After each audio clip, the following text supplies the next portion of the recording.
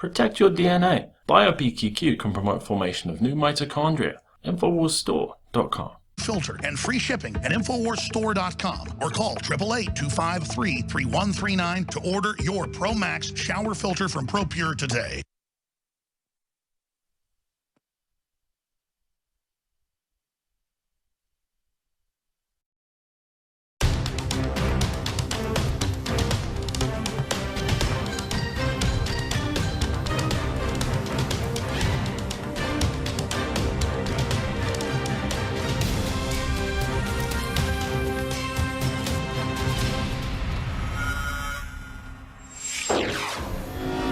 Tonight, on this live edition of the Nightly News, superdelegates and illegal aliens may determine the election.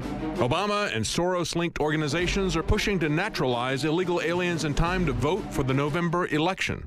And Bernie Sanders is so desperate to poke holes in Hillary's firewall of black voters that he lectures us about white privilege, saying white people don't understand what it's like to be poor. When you're white, you don't know what it's like to be living in a ghetto. You don't know what it's like to be poor. Really? But it may not matter whose vote he gets because of Hillary's superdelegates. Then, stay with us for live analysis and commentary as Hillary and Bernie tango on Dancing with the Issues, otherwise known as the Democrat debate. All that and more on tonight's live edition of the Nightly News.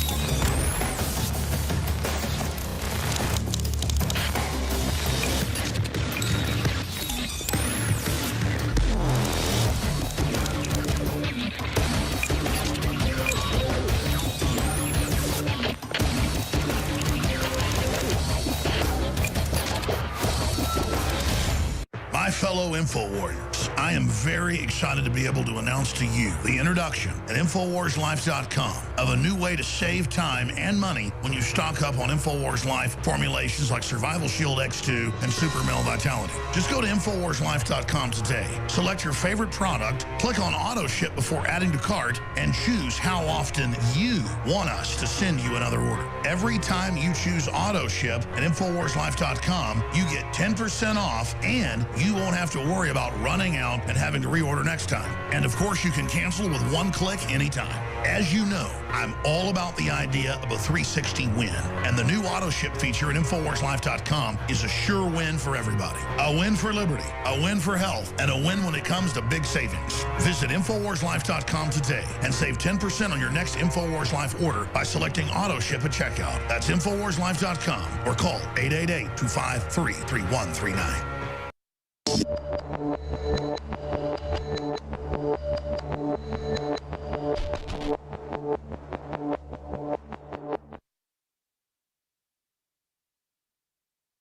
Wars live analysis and debate coverage. This is our nightly news live portion where we will be watching the Democratic debate. I believe this is the 4th or 5th meeting between Hillary Clinton and Bernie Sanders. Oh, Bernie Sanders. That's right. Bernie has now made an upset in Michigan. He won just by a few percentage points, but he was able to, get some momentum.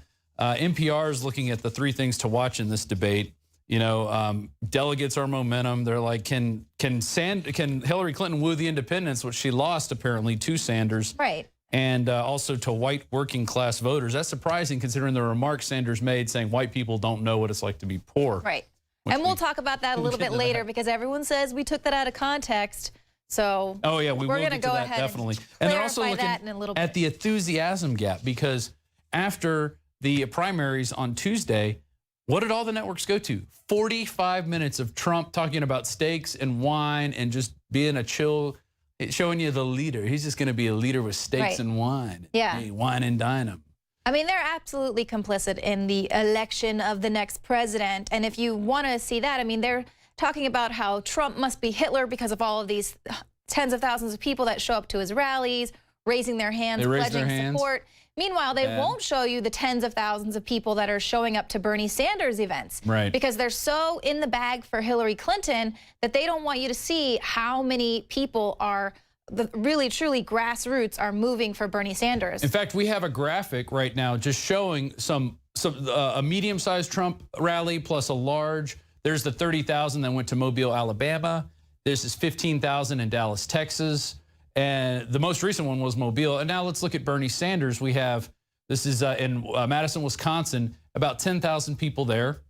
And then the next one, I believe, is in Portland, Oregon, 28,000. Huge rally in Portland, Oregon. It's huge. Now we got Ted Cruz, Des Moines, Iowa. This is his largest rally that I've been able to find, 3,000 attendees.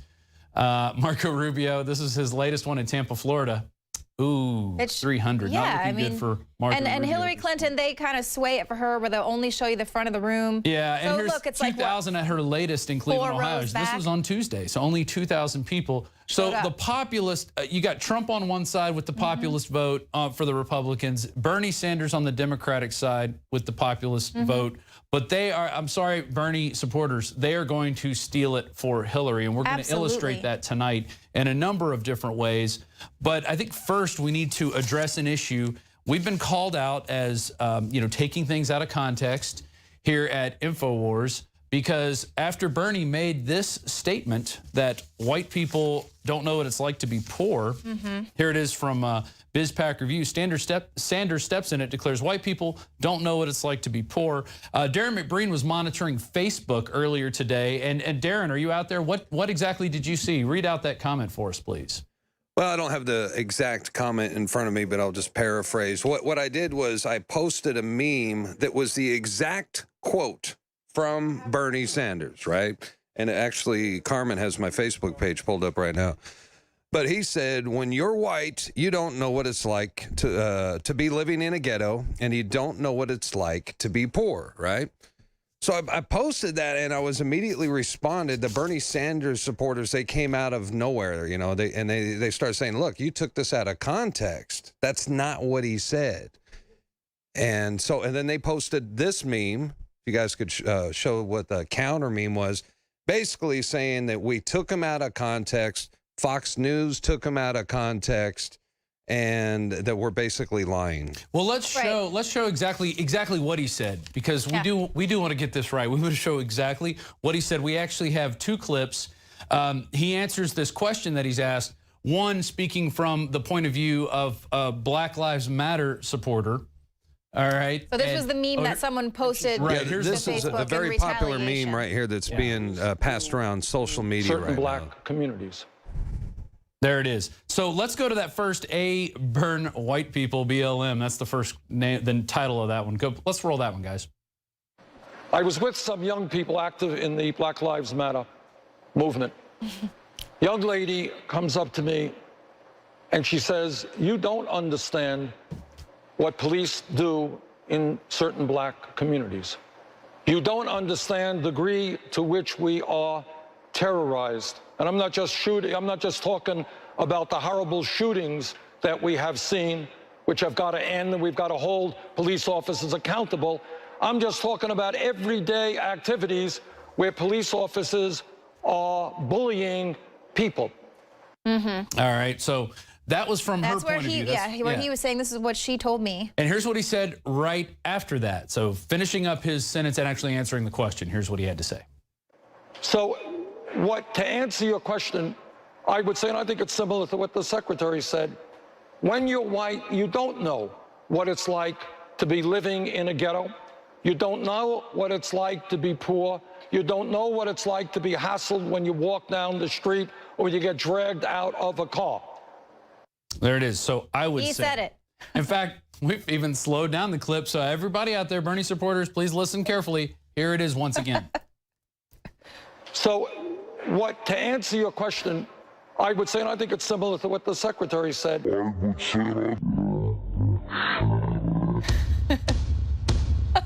I would say, and I think it's similar to what the secretary said. When you're white, you don't know what it's like to be living in a ghetto. You don't know what it's like to be poor. You don't know what it's like to be hassled when you walk down the street or you get dragged out of a car. And the point is, it was a live debate. Fox News couldn't have edited it like some people say they took it out of context, or this is what he said and then they only showed you this. It was live. They didn't chop it up. That's what we call a soundbite in the industry. So they were just showing you a snippet, and that's what he said. And he said, I would say. That's what he said, and then he said it. And this is coming from a guy who lived in a place with a dirt floor in a maple syrup factory or something, right? Well, he didn't have a real job. Not only on Facebook, but we've got emails, we got people phoning in saying that, look, you took Bernie out of context. You owe him an apology. And then the thing is, you could send them to the video, say, no, look, watch the video. And then once they do, you would think they would maybe admit they were wrong. That just never happened. See, here's the thing. It's like, yeah, sure, maybe I get the gist of what Bernie Sanders was saying, but it's you have to stop pitting the races against each other. A lot of people in this country are suffering. Yeah. It's not just one group versus another group. Before we go any further, 877-789-2539 is the number to call in and join us live on the air. We're going to open up the phone lines, 877-789-2539. We also have a special message from David Knight to Bernie Sanders supporters, because look, we agree Bernie Sanders is the populist candidate in the Democratic side. And I think he should receive the nomination if you were to do everything fair and square. But guys, come to my phone right here. This was at the start of the Louisiana primary on March 5th, okay? Right there, you could see 0% of the results have come in. Hillary Clinton already has 6 delegates. Right. You can't defeat that. You're not going to win. There's no way you can beat that. And so I want to talk just a little bit about this super delegate system and how, you know, the Democratic Party, they're the party of democracy. It's all, we care about your votes. We actually care about the voice of the people, which is absolutely not true, especially now when you're witnessing this mass amount of people that want to vote for Bernie. The Democratic establishment, they've already got it set up so that their guy or gal is going to be the Democratic representative. They're not the will of the people.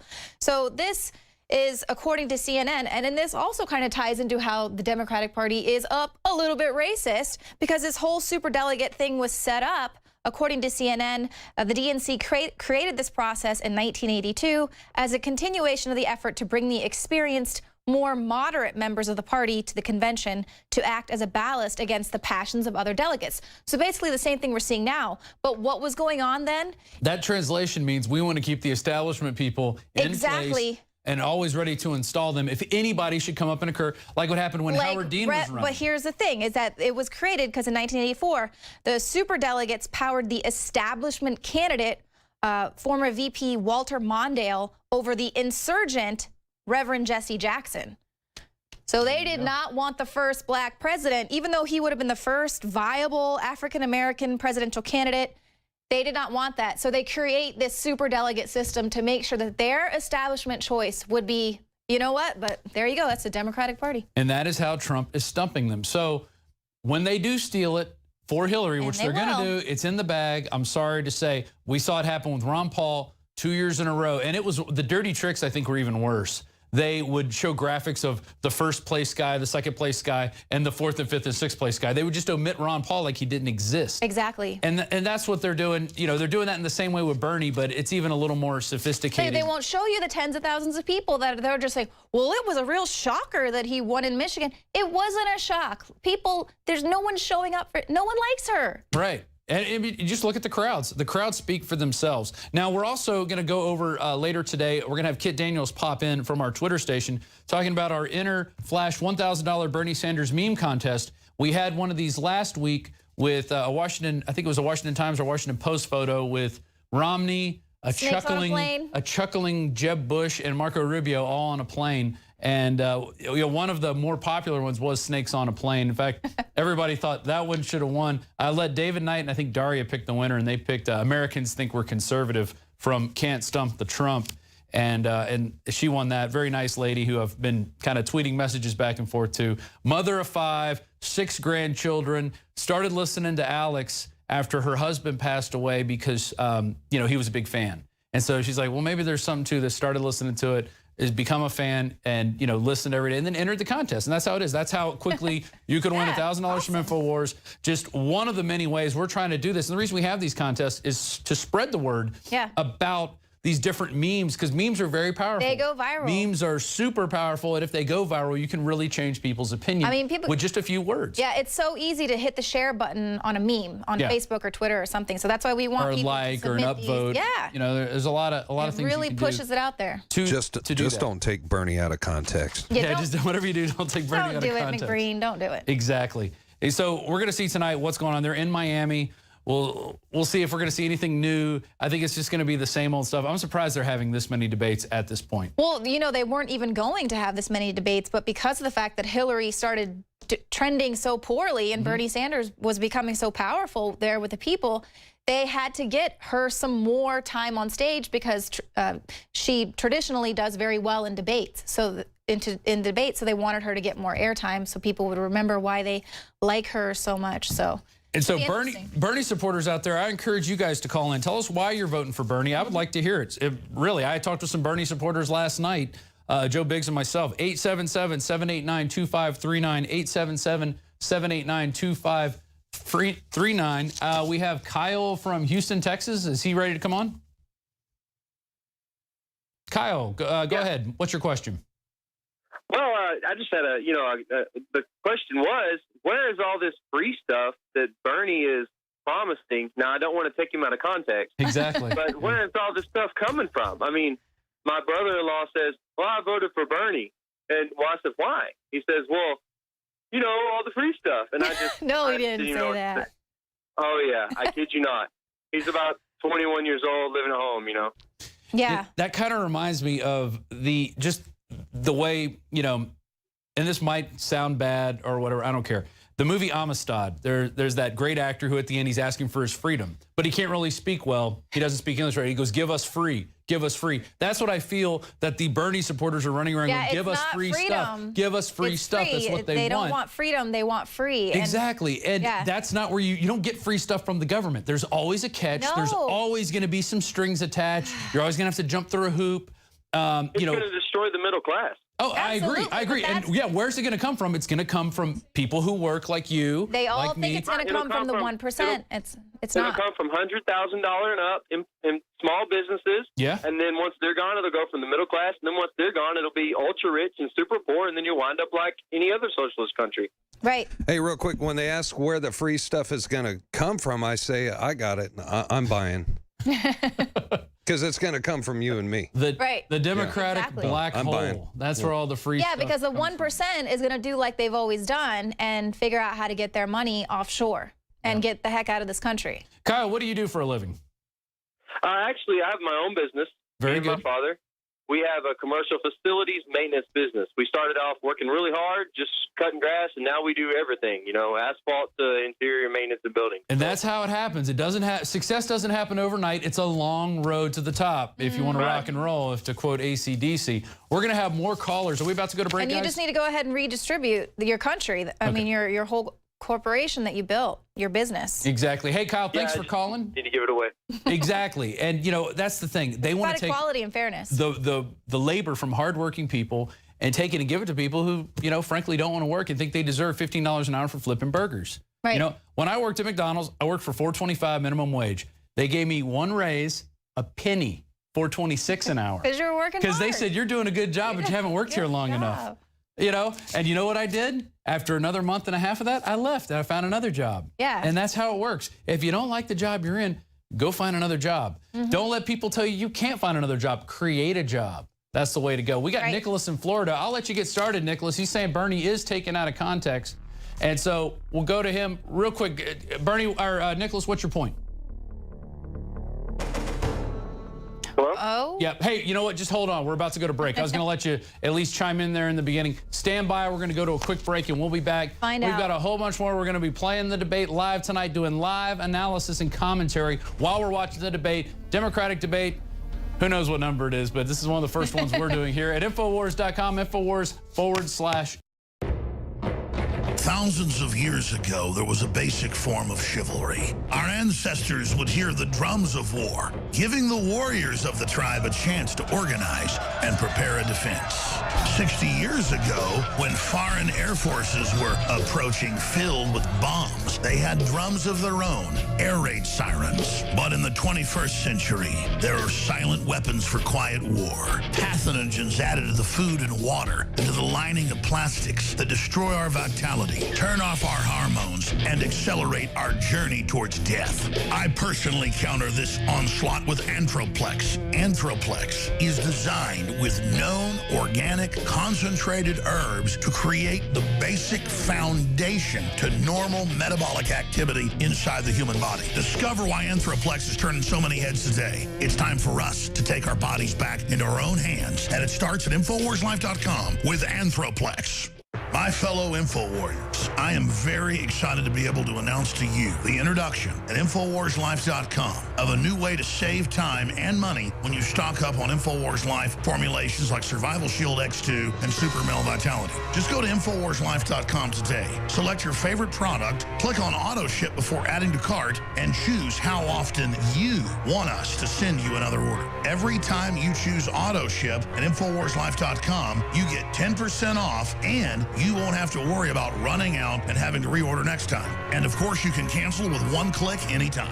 As you know, I'm all about the idea of a 360 win, and the new auto ship feature at InfoWarsLife.com is a sure win for everybody. A win for liberty, a win for health, and a win when it comes to big savings. Visit InfoWarsLife.com today and save 10% on your next InfoWars Life order by selecting auto ship at checkout. That's InfoWarsLife.com or call 888-253-3139. Your liver can be full of fatty deposits, built-up toxins, and even dangerous objects known as liver stones. We worked with the top developers in the field of detox to take tried and true herbs and other compounds known to safely cleanse the liver and fused it with the latest research and technological development on concentrating these ingredients to give you the maximum effect. Liver Shield is the only liver support product on the market that uses a patented Spigirex blend of powerful organic herbs that support detoxification. And when you visit InfoWarsLife.com, see the instructional video on how to do a 6-day liver detox. This isn't a game, and let me tell you, the results are dramatic. Liver Shield is totally organic and made of the safest high-quality herbs. Liver Shield is the only liver support product on the market that uses a patented Spigirex blend of powerful organic herbs that support detoxification. And when you visit InfoWarsLife.com, see the instructional video on how to do a 6-day liver detox. This isn't a game, and let me tell you, the results are dramatic. Liver Shield is totally organic and made of the safest high-quality herbs. But that said, you need to consult your physician before you do the full detox. Liver Shield can also be used daily by itself for overall upkeep of the liver. Secure your Liver Shield today exclusively at InfoWarsLife.com for the lowest price available. That's InfoWarsLife.com or call 888-253-3139.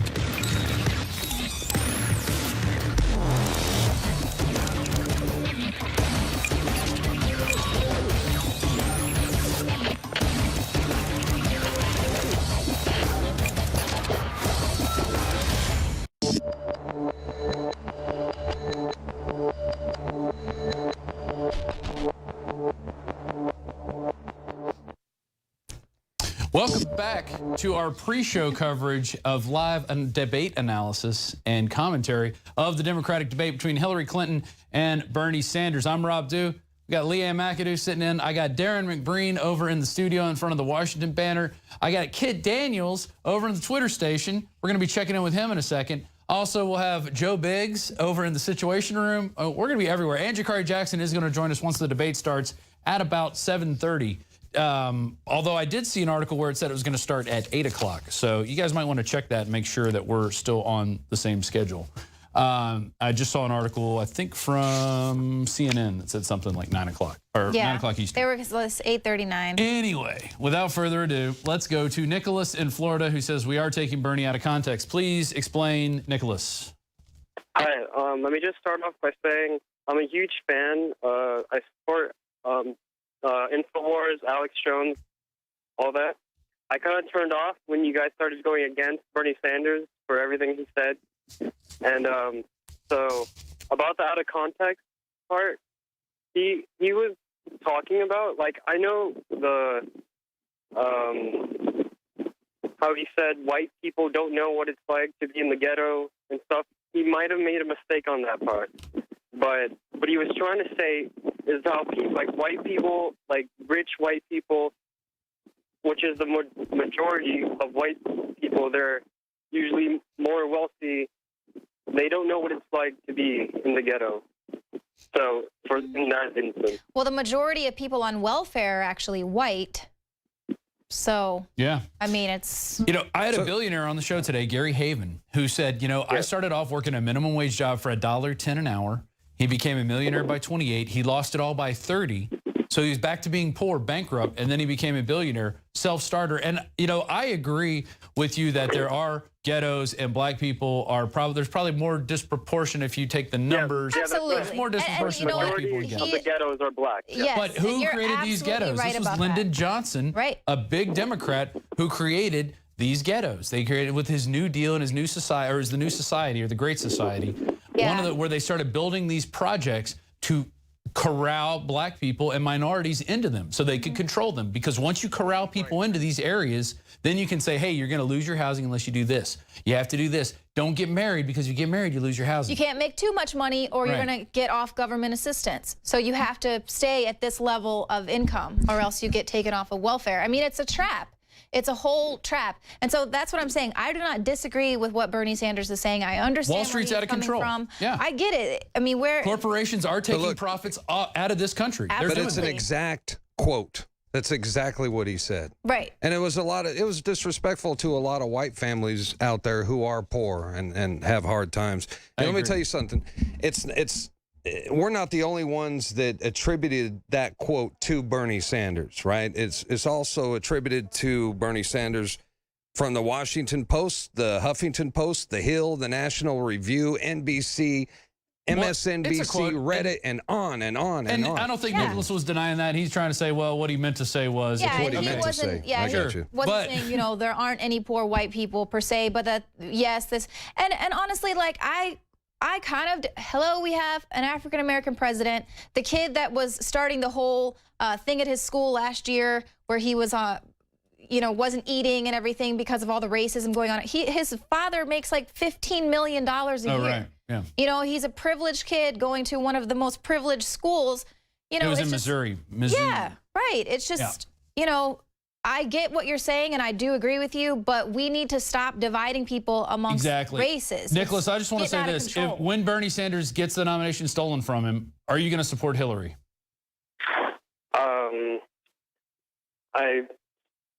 Well, Hillary has taken all his ideals with her, so she's basically mimicking him. But do you believe a word she says? So you believe what she's saying? That's the question. You believe this woman is sincere, a woman who covers up for her sexually abusing husband, a woman who lied about what happened at Benghazi. Right. She'll say anything to get elected. She sees how popular Bernie Sanders' ideas are, and so she's following Exactly. right She's trying to steal that populism. Nicholas, thanks for calling. Let's jump over to Kit Daniels real quick. Kit, show us some of the memes that have been entered in this Bernie Sanders meme contest that we're going to give away $1,000 for. Yeah, absolutely. Here's a really great contest entry right here. I really like this one. It says, white people don't know what it's like to be poor. And it shows a picture of Bernie Sanders. And at the bottom of it says, was unemployed until the age of 40. Now, correct me if I'm wrong, but I think it was Bernie Sanders. He was like, what, living in a dirt house, like a dirt floor house, like a single bedroom house for a long time. He was barefoot. Yeah. He had, I think he got married and then his wife left him because of the living standards, and he's writing like smut. Exactly. One of his first jobs also was writing smut. You're exactly right. Yeah. Hey, we have to jump to this David Knight clip, and then when we come back, we're going to be turned around facing the big screens watching this debate live commentary. So stay tuned.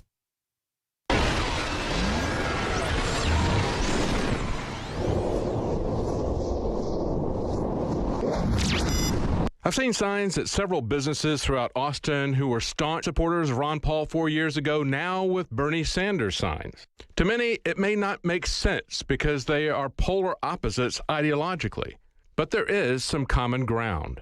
Both Ron Paul and Bernie Sanders followed their principles consistently over decades of public office. In a word, authentic. You know what these guys are about. Both Ron Paul and Bernie Sanders had a long association with a mainstream political party that they were never really a part of. They were never part of the club, never part of the establishment. That's why the establishment hates them. It's why we identify with them. We're not in that club either. And the supporters of both of these men speak of the movement behind their candidates as a revolution. But the system is obdurate. It hates change. The establishment of both parties each has its own ways of controlling access to power. An article today on the Drudge Report speaks of the undemocratic Democrat Party rules. At issue are the superdelegates, the superheroes of the party, current office holders, former office holders, party apparatchiks, and lobbyists. In fact, 1 out of 7, 14% of the superdelegates are lobbyists or former lobbyists. Bernie Sanders started out as a 450-delegate underdog. Hillary was 1/6 of the way to the finish line before the first vote was cast. So far, 7 million people have voted, but 473 people that none of us know account for 42% of the delegates so far. In last night's Michigan election, Hillary lost but got more delegates. Both parties are dishonest and oppressive. The political parties should be abolished or replaced with new parties. But with the rules currently in place, the best we can hope for is a hostile takeover. A hostile takeover is easier under the rules of the Republican Party. As Nate Silver of 538 pointed out, the rules of the Republican Party are not as restrictive as the Democrat Party's rules. And it helps if you have a billionaire who doesn't need the money of the multinational corporate donors. Donald Trump doesn't have the grandfatherly demeanor of Ron Paul or Bernie Sanders, but as gruff as he may be, he's not dependent on establishment donors and he's willing to fight. And there's some commonality between Trump, Bernie Sanders, and Ron Paul. Like Bernie and Ron, Trump has also stood consistently and alone against the establishment for decades. Trump's stand has been in opposition to unfair trade that is taking our jobs and destroying our economy. 35 years ago, he paid $100,000 for an ad in the New York Times to oppose the trade and war policies of the multinational corporations, the globalists. He has opposed the Republican orthodoxy of so-called free trade and of being the world's policeman, and he has said it to their face. He's called for ending NAFTA, for auditing the Fed, for releasing the secret 28 pages of the 9/11 report. He will stop TPP and TTIP and stop the exporting of jobs. Neocons and those who want to provoke wars for profit for the military-industrial complex are his biggest critics.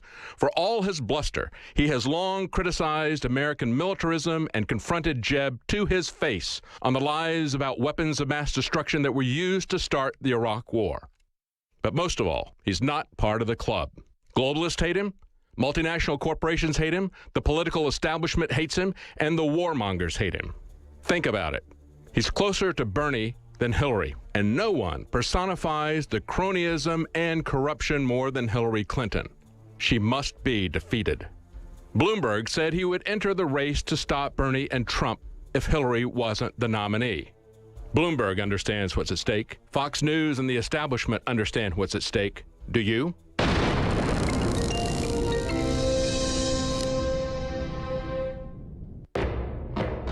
The knowledge of the ancients, tried and true, trusted herbs and extracts fused with the latest nutraceutical science. Introducing the all-new Ancient Defense Herbal Immunity Blend, crafted with over 14 key ancient herbs and extracts to supercharge and prepare your body for what experts admit is the most dangerous season of the year. We have rejected hundreds of other formulations in our quest to bring you what is simply the most powerful and comprehensive proprietary formula that we have ever created in the realm of herbal immunity. For the last 2 years, our team has been working with top doctors, nutritionists, and chemists to develop the ultimate nutraceutical formulation. Experience the benefits of combining over 14 ancient herbs and extracts with exciting new advances in nutraceutical science. Now is the time to secure Ancient Defense for you and your family. Visit ancientdefense.com or call 888-253-3139. That's ancientdefense.com.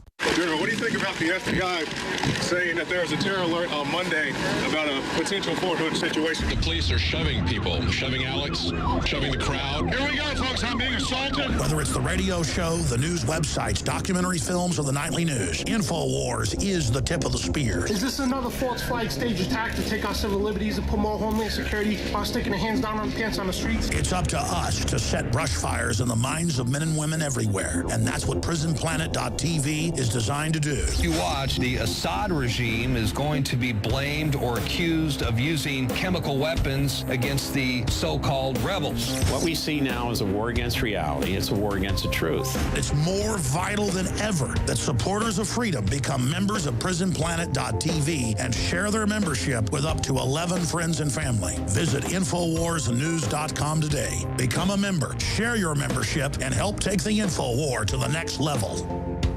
Infowars Life and InfoWarsLife.com is extremely excited to announce our latest release, Winter Sun, a revolutionary type of vitamin D3. Winter Sun is a premium quality vitamin D3 nutritional supplement. It is produced by extracting oil from healthy, nutrient-dense plants known as lichens. Every batch is analyzed for purity and D3 content. It's completely free of toxins and allergens. Visit Infowars.com today or call 888-253-3139. Clean, pure drinking water. You can't survive without it. But where do you get it? Alexa Pure Pro is a brand new, groundbreaking, gravity-fed water filtration system that is like no other. The Alexa Pure Pro transforms water from virtually any fresh source into clean, healthy drinking water, pairing the unprecedented superfiltration power of an all-new gravity block core with a hybrid chromatic shell. It removes up to 99.999% of impurities, including bacteria, viruses, fluoride, disinfectants,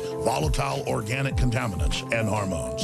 Filter capacity up to 5,000 gallons. Stainless steel construction, easy assembly, low maintenance. Replacement filters are simple to install. And now, as part of an exclusive limited time introductory offer, you can save $20 off the retail price and get free shipping. This is a limited time offer, so order your unit today and receive free shipping and $20 off. Go to InfoWarsStore.com or call 888-253-3139.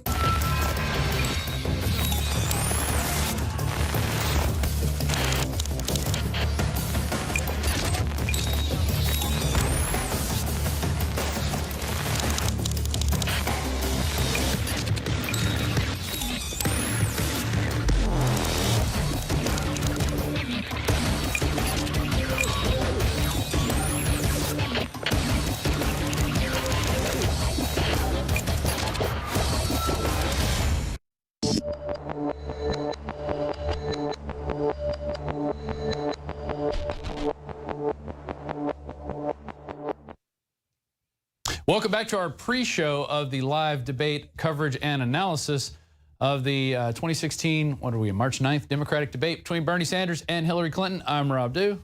Leanne McAdoo. That's right, and we got a whole host of callers up. We're going to go back to some more memes from Kit Daniels in a second, but let's go first to Jason in Florida, who wants to explain Bernie's point of view. Before we go to him, I'm going to give you the call-out number again. It is 877-789-2539, 877-789-2539. It's on your screen on the lower third there, the bug. So, Jason, what do you want to say about Bernie? I guess you're a Bernie supporter. Yeah, I mean, I haven't really covered the candidates that much, but it's pretty cool to see how Bernie actually identifies with Black Americans. Okay. It's pretty cool. Yeah, I mean, because he's kind of right.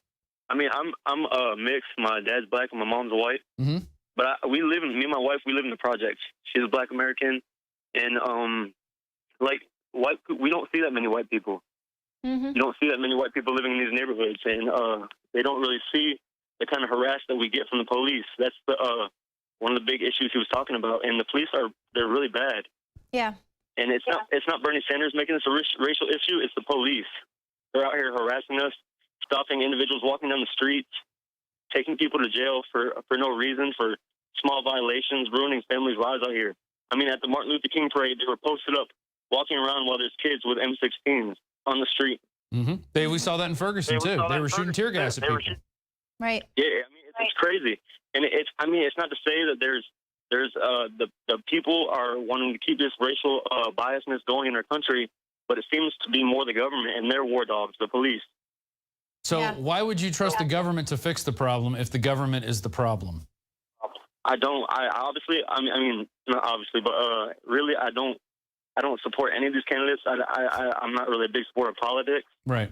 I think that they're all liars. I mean, I like Alex Jones. I like his opinion. I like the realness that you know, just the fact that we know that the government they're all about secrets, and we know that they're not lying to us anymore. They have their own agenda, like you said. Yeah, Hillary Clinton is their vote.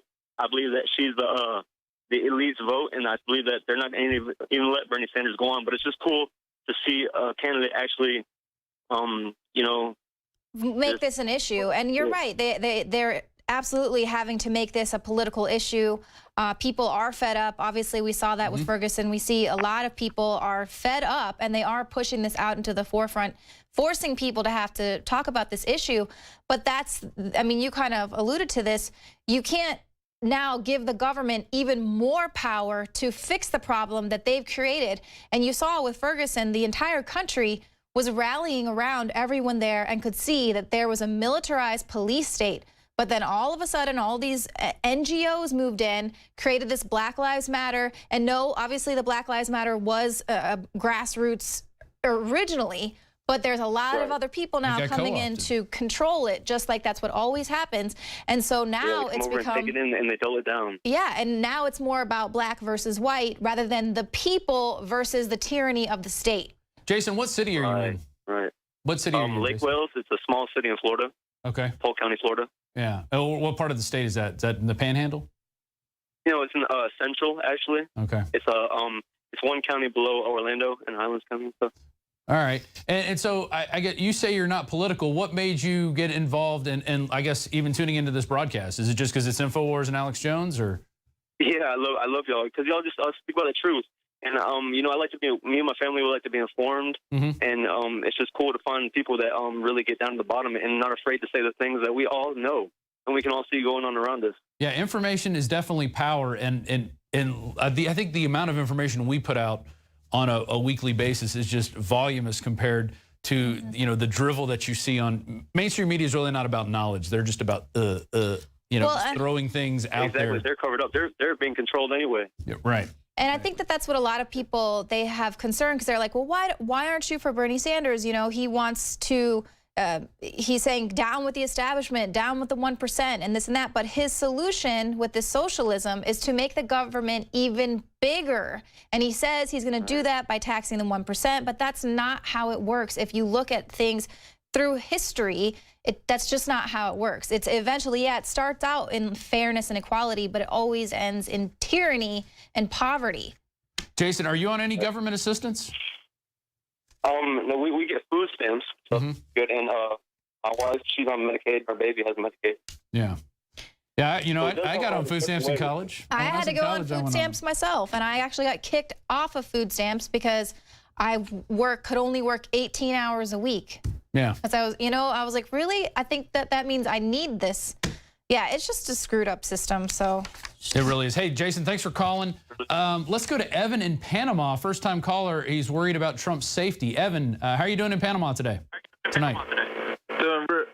Doing really well, and I really appreciate you guys, man. You guys are my hero. But what I wanted to say is, if you guys could encourage Donald Trump to somehow on the air publicly talk about his safety and start naming names if something happened to him and his family, that would be his biggest safeguard, because we all fear for his safety, what he's doing.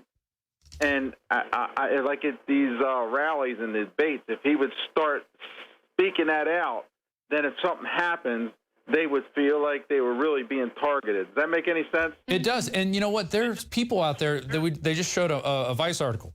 Guys, pull that back up again. It said, Vice editor jokes about Trump assassination to save America from fascism. So, of course, they're akinning him to Hitler. So we want to save the country from fascism by murdering people. We're gonna kill baby Hitler. We don't like their ideas.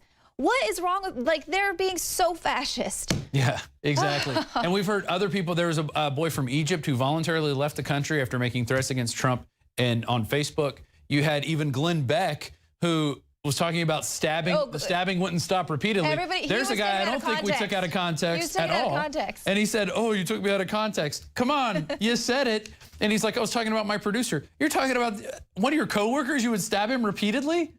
That doesn't make sense, Glenn. That doesn't make sense, because that's what he came back and said. I was talking about my producer. Oh, man. Jeez, I feel bad for Nico. Hey, guys, don't forget the New York Daily News has that guide of how to escape Donald Trump's America once he becomes president. There you go. So People are lining up to leave. It's a liberal evacuation of America. Don't let the door hit you in the rear. That's what I say. Evan, thanks for bringing up that point. Thanks for calling. Let's go back to Kit Daniels over in at the Twitter station to cover more of the memes. Give us 2 more of the memes that you like in there for our $1,000 Flash Bernie Sanders meme contest.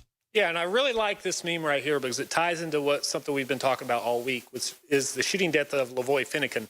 Now, this meme goes on. I don't know if you can see it fully on the screen, but I'll go ahead and read it for you. When a white person puts their hands up, this is kind of paraphrasing Bernie Sanders, the police don't shoot. And, of course, the bottom of the meme shows you Lavoy Finnegan getting shot by the state troopers up in Oregon. Right, that everyone was celebrating.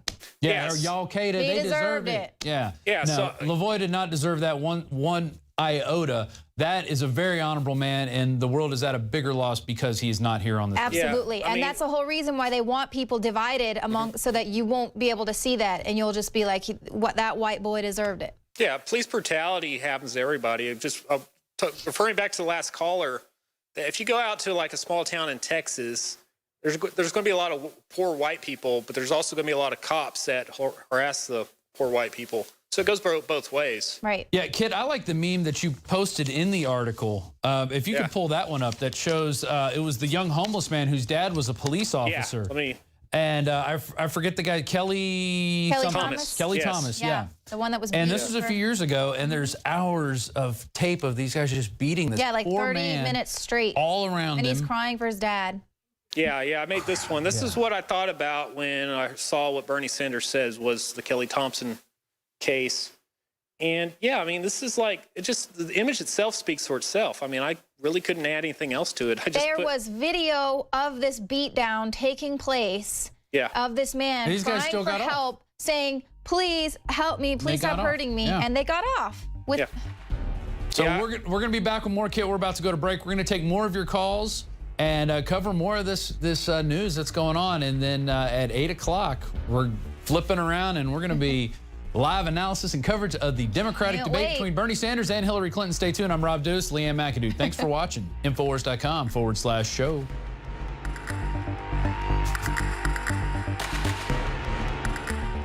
Brain Force is here.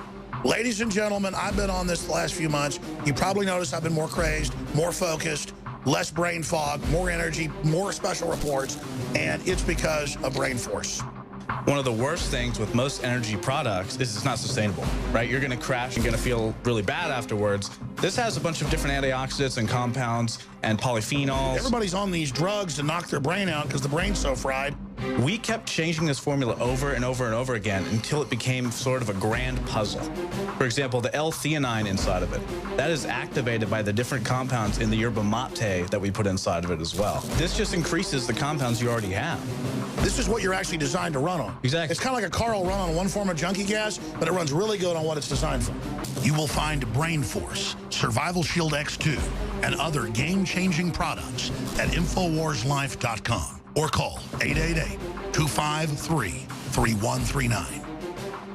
Introducing Secret 12, the new InfoWars Life vitamin B12 formulation. Most forms of vitamin B12 are highly processed and synthetic and could not be properly absorbed by the body. That's why for real results, so many are having to turn to painful B12 injections, which are known to have higher absorption rates. Now, InfoWarsLife.com is excited to announce that we can bring you our most bioactive, powerful form of B12 that has been developed with our exclusive perfected process. Secret 12 is a binary of nutramedical grade, bioavailable coenzyme forms of B12, methylcobalamin, the same kind used in B12 injections, and adenosylcobalamin. Secret 12 is simply taken by mouth, right on the tongue, and then swallowed. No needles, no injections. Don't take my word for it. Try it for yourself. Discover the secret. Secret 12. Secure your revolutionary Secret 12 formula right now at InfoWarsLife.com or call 888-253-3139.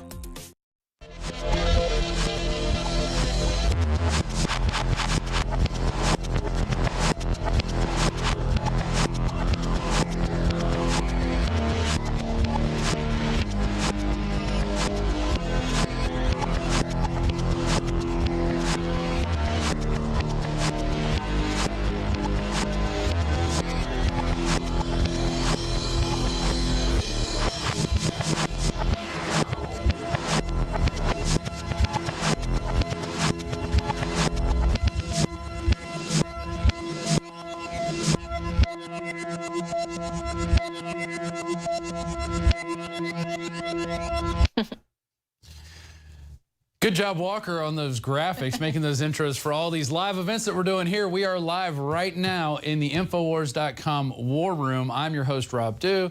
Got Leanne McAdoo as my co-pilot. We got Darren McBreen here in the control room. Kit Daniels over in the Twitter station. And checking in later will be Joe Biggs and Jakari Jackson. So we got the full crew here for our live debate and analysis coverage of the Democratic debate between Hillary Clinton and Bernie Sanders. But really, it's the delegates versus the people coming out of the party of democracy. Yes. I mean, who are these super delegates? They're distinguished members. So they're DC power brokers, political insiders.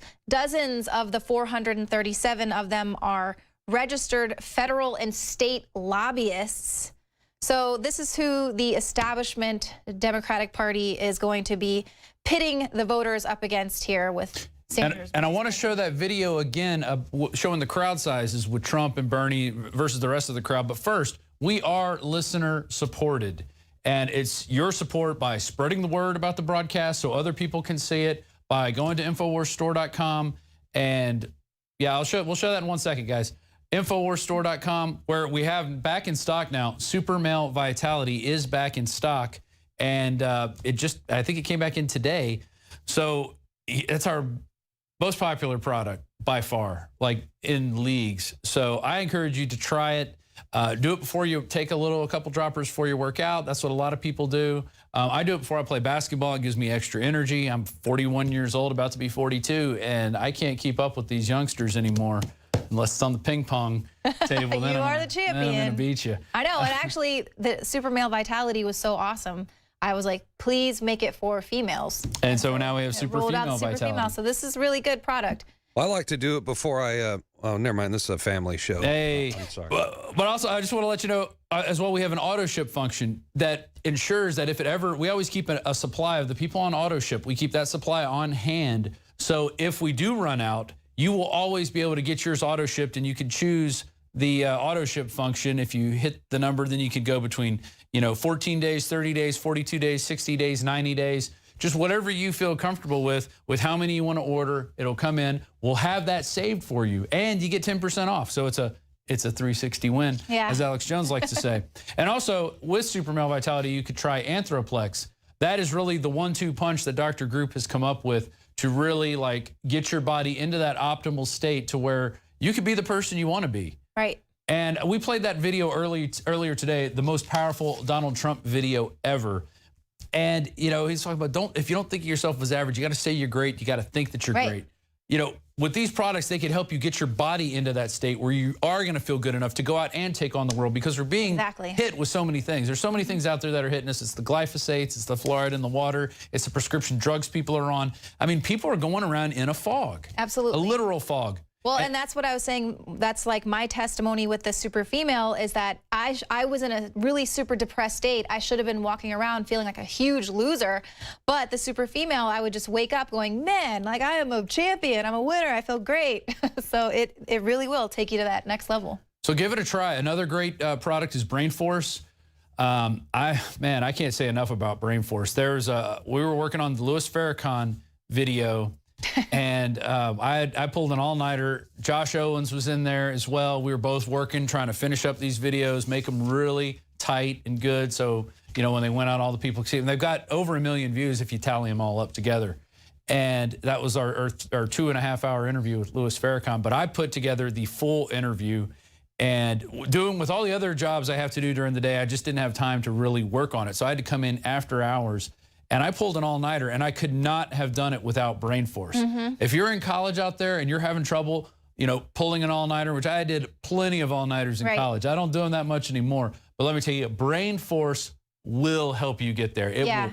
If you're feeling tired, it immediately wakes you up. But it's not like drinking an energy drink or something where you're going like this. Because I did energy drinks for a while, too. When I used to play in a band, I would drink an energy drink for you. and just be like, yeah, I got a lot of energy. It's not like that. It's just a calm, you're awake. I was focused. I was able to concentrate, and I got the job done. I went home, slept for 2 or 3 hours, got up, took a couple more brain force, and came into the office because I wanted to be here.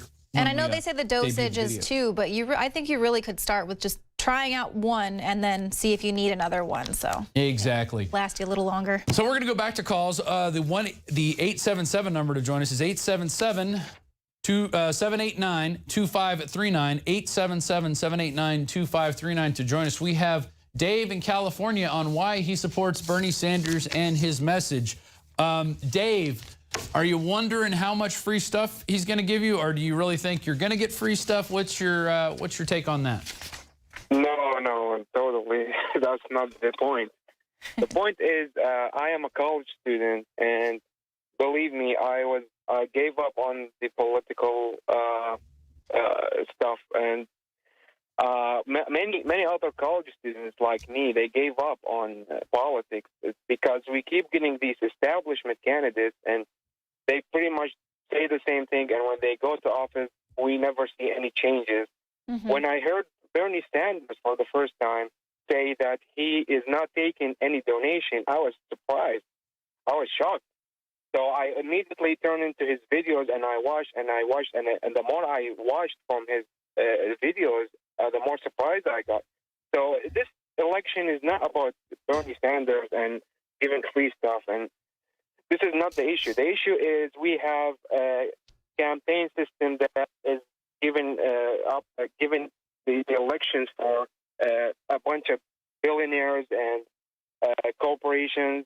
They are buying elections, and the candidates, they go there, they are not for the people. They are for the corporations and billionaires. When they go there, they give tax breaks, and they give loopholes to the big corporations. They don't pay tax, and that's a problem.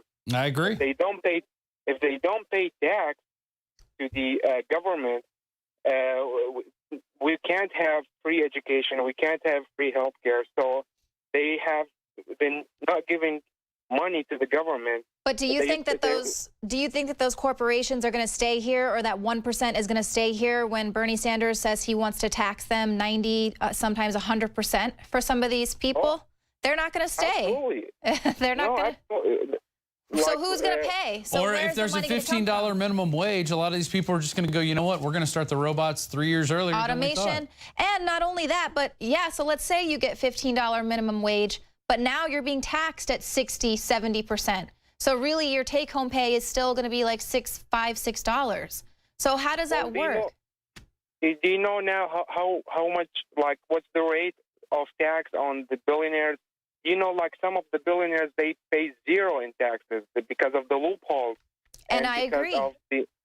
And so it's crazy. They don't pay the taxes, and because they keep giving donations to these candidates that they go to when they go to their offices, they and guess who these crazy laws. And those same people are the 437 superdelegates that the Democrats are going to allow to choose their candidate. Look, you got to get the money out of politics, and I think you have to have term limits. That's the only way you're going to see the political system not be corrupted. And also, I think we need to just take away the power of the government and start governing ourselves. We have the technology to do it. We can set up alternative systems, especially in our local governments and in our county governments, using the sheriff as the bulkhead. And the sheriff can, we've had, I think it was the Paiute County sheriff said, I'll deputize every man, woman, and child in here if the feds come in and try to mess with us. Wow. So thanks for calling, Dave. I hear where you're coming from, but let me tell you, there's no such thing as a free lunch. Somebody's going to pay for it somewhere,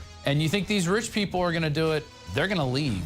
But we'll see. We're going to come back, and we're going to have Nick in Arizona who says Bernie Sanders has duped voters. We're going to give you both sides here tonight, and then we're going to watch the debate and do some live commentary and analysis here at Infowars.com/show, YouTube, the Alex Jones channel.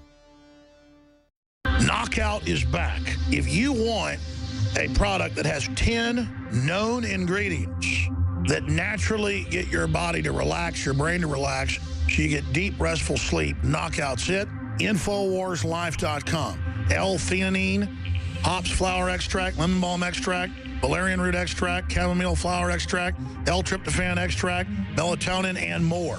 All organic, all the natural sources. It's the same price as leading brands of melatonin that are 3 milligrams apiece.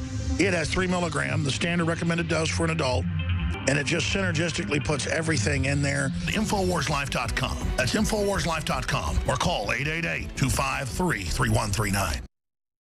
You are watching the Infowars Nightly News, which airs 7 p.m. Central at InfoWarsNews.com. And your support is helping us defend liberty worldwide.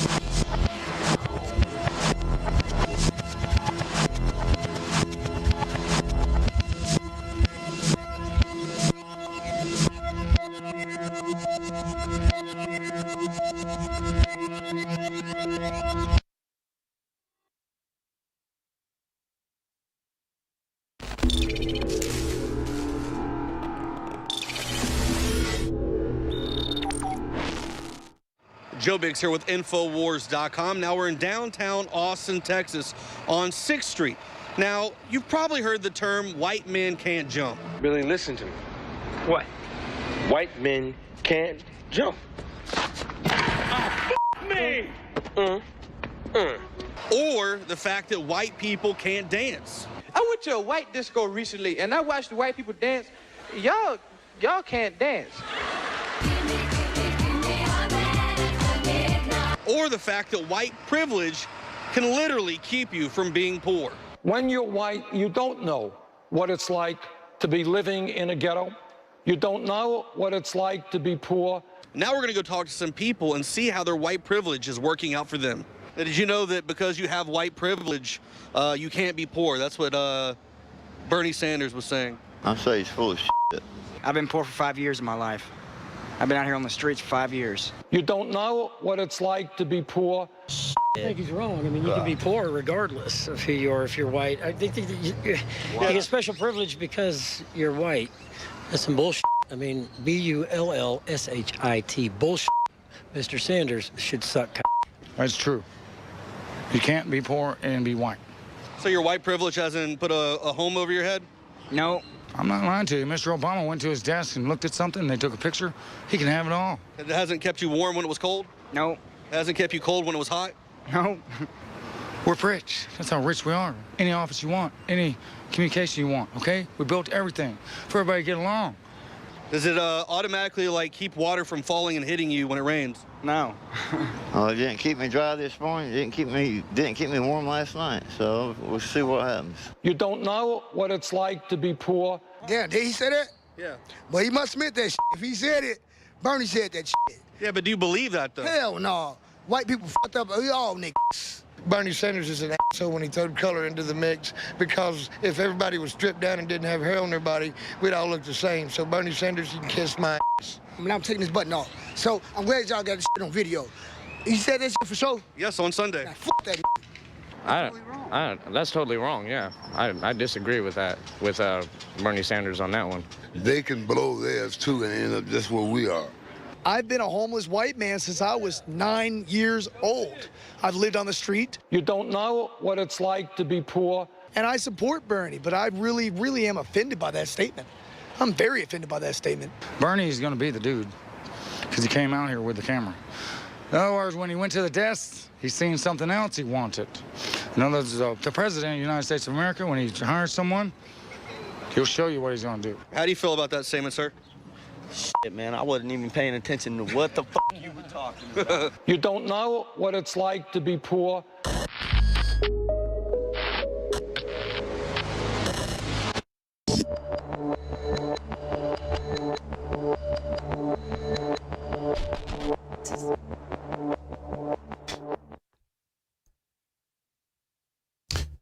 Welcome to our live debate analysis coverage of the March 9th, 2016 Democratic debate being held in Miami, Florida. Right now, they're just finishing up the Star Spangled Banner. It's like a young man in a mariachi outfit. And Miami is the home of the most Cuban Americans in the country. And so now that we have improved relations with Cuba, that should definitely be interesting. A lot of the Cuban Americans that are here hate Cuba and hate Castro and what it's become. And they don't want to see America turning into that. Exactly. You stole my thunder right there. So, but of course, that's, you know, what we have. Well, like I think Big said, you don't see anyone on a raft going back to Cuba. That's true. That's true. Or on a nice boat going to Cuba. Although there used to be a pretty nice tourism industry there. People went there. They had casinos. And what was interesting about Cuba, it used to be the place where new products would be sent to be test marketed. So you'd have the newest cars, the newest refrigerators. Now, I'm talking about the 1950s. Yeah. But you were getting all these new products because people saw this as a place where they could test things and see how people reacted to them, whether they used them or not. But now you have those same cars and refrigerators still there because they haven't been able to import much due to the embargo. Right. Absolutely. You know. So we're going to be getting into that. Let's go to some more callers. We have Nick in Arizona who wants to talk about how Bernie Sanders has been duping voters. Nick, go ahead. Hello? Hi, how's it going? Hey, how are you? I'm doing great. What's on your mind? I actually just wanted to let you guys know that in regards to Bernie Sanders' statement that white people don't know what it is to be harassed by police, in other words. And I guess what I wanted to say is I've been pulled over and searched multiple times by police in Pittsburgh alone. So. Oh, you're from Pittsburgh? Yeah, I was. Yeah. I was pulled out of my car and threatened to be tased and everything. I mean, it's. Yeah, it's not so much a racial issue. I mean, of course, yes, we do see the statistics that you know, Latinos and you know, blacks driving while black and all that other stuff. But you mentioned the case of Kelly Thomas. You know, when we were out in Ferguson, which you guys were talking about earlier, they shot tear gas at everybody. They shot Biggs with a rubber bullet. You know, so it's not a exclusively racial issue. We've seen the videos of there's a very famous clip that happened last year of a black officer pulling a gun on a black passenger and shooting the guy dead because he was reaching in the glove box. So it's really more of a how police relate to the populist thing, not so much a racial deal. Yeah. Even though that does play a hand in. And Jakari, here's the question I ask everybody. When you see a squad car in your rear view mirror, do you feel safe or do you feel threatened? Right? Exactly. I don't care what color you are. You're not I put both hands on the wheel. I look straight ahead. Don't make eye contact. Exactly. You know, Nick, I used to get hassled by the police. I lived in Pittsburgh. I finished high school there, but it was mainly going to get-togethers. And they didn't like anybody having a party. And I saw many times where police would just enter a house without knocking. They were looking for underage drinkers because they could ticket those people $100 to $200, maybe even $300 a piece. So if they got a whole party of, you know, maybe 50 people, that's a big score for them, especially in these smaller towns. I live in a smaller town outside Pennsylvania, or outside Pittsburgh. And so that's where I saw a lot of police harassment when I was, you know, growing up. And so, I definitely see that, the cops being on a power trip in Pittsburgh. And hey, thanks for calling. Let's go to... well, and the fact that they've got this whole Matt in California who will... Oh, yeah, Matt in California, the Marine. Yeah. We're going to go to him. Is that it? Do you have anything to say? before we go to him? Well, just the fact that they've got so many people now pitting the police against the people, and so now you're even seeing police officers getting shot. A lot, like 8 so far this year, maybe even more. Another one. It's hard to convince people, the way to go about it. Of course, we do see the issues with police brutality that have gone on in for many years in many different types of communities. But, shooting some random cop at a gas station, it's kind of the same tactic that the gangs use, right? They see a rival gang member, they walk up and shoot them. They see a cop, they walk up and shoot them. You're not doing anything better when you just walk up and shoot some random guy. It's not going to make the cops go, oh, well, I guess we just better stop what we're doing. No, what's going to make them do is they're going to call up DHS and get more of those no hesitation targets and get the full battle rattle there and get the MRAPs going to come after you. That's what happens. You need not going to allow you to protest against police you need to have some type of, legal, lawful recourse. And I understand. I've dealt with the police many times myself. I understand they're not the easiest people to deal with, but you have to try to have some type of civil redress of grievances. Well, here we already have Hillary Clinton talking about corporations taking jobs out of the country when it was her husband and Al Gore that were the architects of NAFTA. And as we've already pointed out, they're not going to, well, see, this is the problem with socialism and this authoritarianism that is the Democratic Party, is that they want to force the corporations, they want to run the corporations, they want the government to run the corporations and tell them what they have to do, rather than making it attractive just like for companies what was it, Solyndra, the green corporation that they put hundreds of millions of dollars into, and it folded. Because when the government gives you free money, you don't treat it as if you earned it yourself. You treat it differently. You're like, hey, we'll just buy this, and we're going to have lunches every day, or we're going to do this, and send people on trips. Yeah, put it on my tab. Exactly. They just think of the government as this cash cow, and they don't really take the money and go, hey, we better invest in this. We better look at and they continue to give them more government contracts, even though they've messed up, just like they did with the healthcare.gov website. There you go. So let's go to Matt in California. He's a Marine who's been on both sides of the political spectrum, the left and right, which are really two wings of the same bird, as far as I'm concerned. Matt, go ahead. Oh yeah, it's interesting you say that because that's true. I've done multiple exercises out here on the West Coast where it's basically all the Marine forces on the West Coast taking part, and you meet these congressmen come out and they want to see what's going on and yada yada yada, and there's always those civilians behind them telling them what they're allowed to say, telling them what they're allowed to do. And then they'll tell us stuff thinking it's all behind closed doors, a bunch of officers, it's all cool. And then they go on TV and say the exact opposite. All of them, left and right. They're all the same. They all answer to whoever's behind these civilians standing behind them. Exactly. That's what I was going to say. They're there to give you guys some rhetoric to make you feel good about what you're doing, whatever your mission is, and then they're going back and doing, hey, we got to get some more war going because the clock's ticking. We got to make some money. Have you been overseas in any foreign conflicts, Matt? Oh Lord, twice to Iraq and once to Afghanistan. Okay, and I mean, do you feel that the missions that we're supposedly going on there, do you think we're actually really making good progress? I'm going to be honest with you. I've been in going on 12 years. The only time that we went overseas where we really knew what our mission was this last Afghanistan. We were an advisor team. Half of us were British and half of us were U.S. Marines. And we were advising their military for the 215th Corps down in Helmand Province. And when was this? Was this later on in the war or towards the end here recently? This was about two and a half years ago. Okay.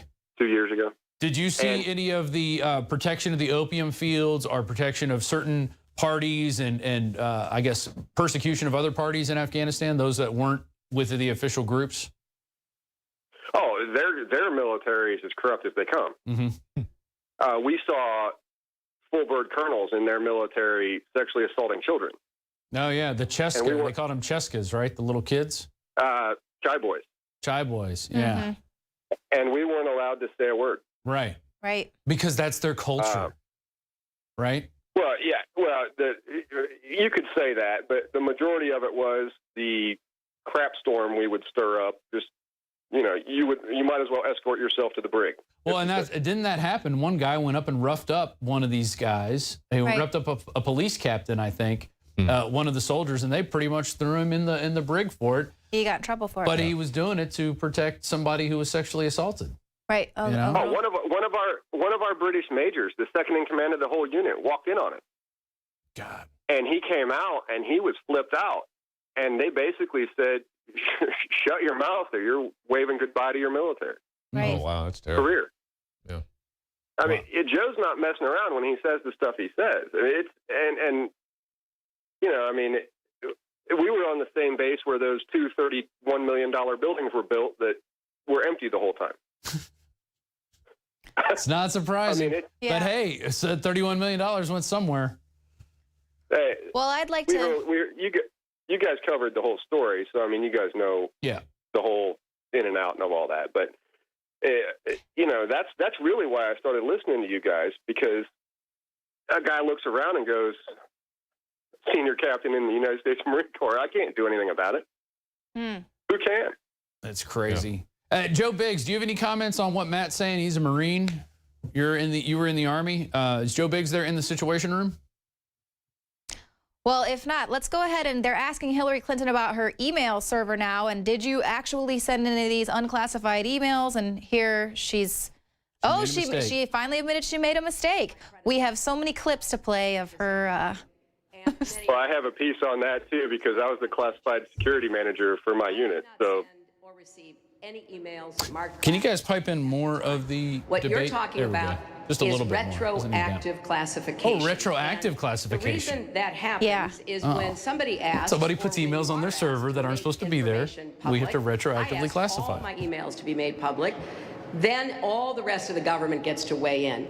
And some other parts of the government, we're not exactly sure who, has concluded that some of the emails should be now retroactively classified. Oh. They've just said the same thing to former Secretary Colin Powell. They have said, we're going to retroactively classify emails you sent personally. Now, I think he was right when he said this is an absurdity. And I think that what we've got here is a case of overclassification. I am not concerned about it. I am not worried about it. She was the one who would have had the authority to classify those emails. There you go. This is her excuse. She was the one that determined they should be classified. She was the one that had the power. That's why the FBI is. Predecessors, it was permitted. I didn't have to ask. They already came out earlier this week and said that they were classified, and she was sent classified information. Wow. Oh, she doesn't have to. I don't get indicted. I'm a Clinton Mafia head. Yeah. She's not going to get indicted. Of course she's not. Well, I can't find my article, but it basically says. Yeah, of course that's not going to happen. They're not going to indict her. No, not at all. There's Joe Biggs. Look, it's taken how long for her to actually come out and admit that she's done something wrong? We all know that she's done something wrong. There's nothing new here. This woman's a snake. I don't understand how anybody in America can vote for this disgusting, vile human being. It's ridiculous. Totally agree. Hey, Joe, did you hear what Matt was saying earlier about what was going on in Afghanistan? No, it was cutting in and out. Okay. The issues facing the working families of this country, that process will continue. I'm not very convinced by Bernie Sanders and all of his rhetoric, because I have this article here by CNN, and they're basically talking about Mr. Sanders' tax plan. And in the tax plan, they talk about how he's going to tax the super rich. Yes, we will. Yeah, but if you actually take the time to read the article, it's Bernie Sanders' mega tax plan increases largest in peacetime history. That's on CNN Money. They have a big graph on there that says basically that he's taxing people that make $200,000 a year, or couples that make $250,000 a year. That's not super rich. Yeah, exactly. Jakari also $80,000 a year on down. So it's 19.6 trillion in tax hikes. How's he going to get that just from the 1%? It's impossible. It can't be done. It can't, and not even if he cuts the military budget. They just asked Hillary Clinton, straight up, you know Donald Trump, is he a racist? And so I have plenty of time to answer that here in the future. She went to his wedding. She supports one of the most notable card-carrying KKK members. Robert Byrd said he was her friend, her mentor. Her husband makes excuses for him at his funeral. So Yeah, she said he was her mentor. so they wanted her to say this once again. Yeah, Whether or she's going to not bring he's it out. gonna Disavow. that's the new buzzword. Media savages Trump over Duke, ignores Hillary, praising former KKK member Robert Byrd. And Bill Clinton said he did it to get elected. Join the KKK to get elected. That sounds like an excuse. She just said you don't make America great again by getting rid of everything that made it great. When that's what they are trying to do. They want to do away with the Second Amendment. They want to do away with freedom of speech, freedom of religion if you're a Christian. They want to have minders everywhere telling you what you can say and what you can't say. It's total. That's what made America so great, and that's what we've lost. And no offense, but Bernie Sanders is the ultimate social justice warrior. That's what he spent all of his life doing. So. Well, instead of asking them about their policies, it's like, what do you think about Trump people in the other party? Why don't you ask? Like I said, I'm not a Trump fan, but at least ask her about things she said and done. Ask her about the allegations of her husband's sexual abuse. They want to talk about the character of Trump. What about the character of your own husband? Right. Yeah, who's going to be in the White House again? Right. Being able to become a predator again in that power position. He'll have a lot more free time this time. Yeah. First husband. That's right. Marco. That's a better way for the American people to draw their conclusions. Senator Sanders, do you think it's fair to call Donald Trump a racist? Good God. What I think. Turn his mic on, please. I think that the American people It's not just are us. never going to elect a president who insults Mexicans. They still don't have his mic on. Insults Muslims.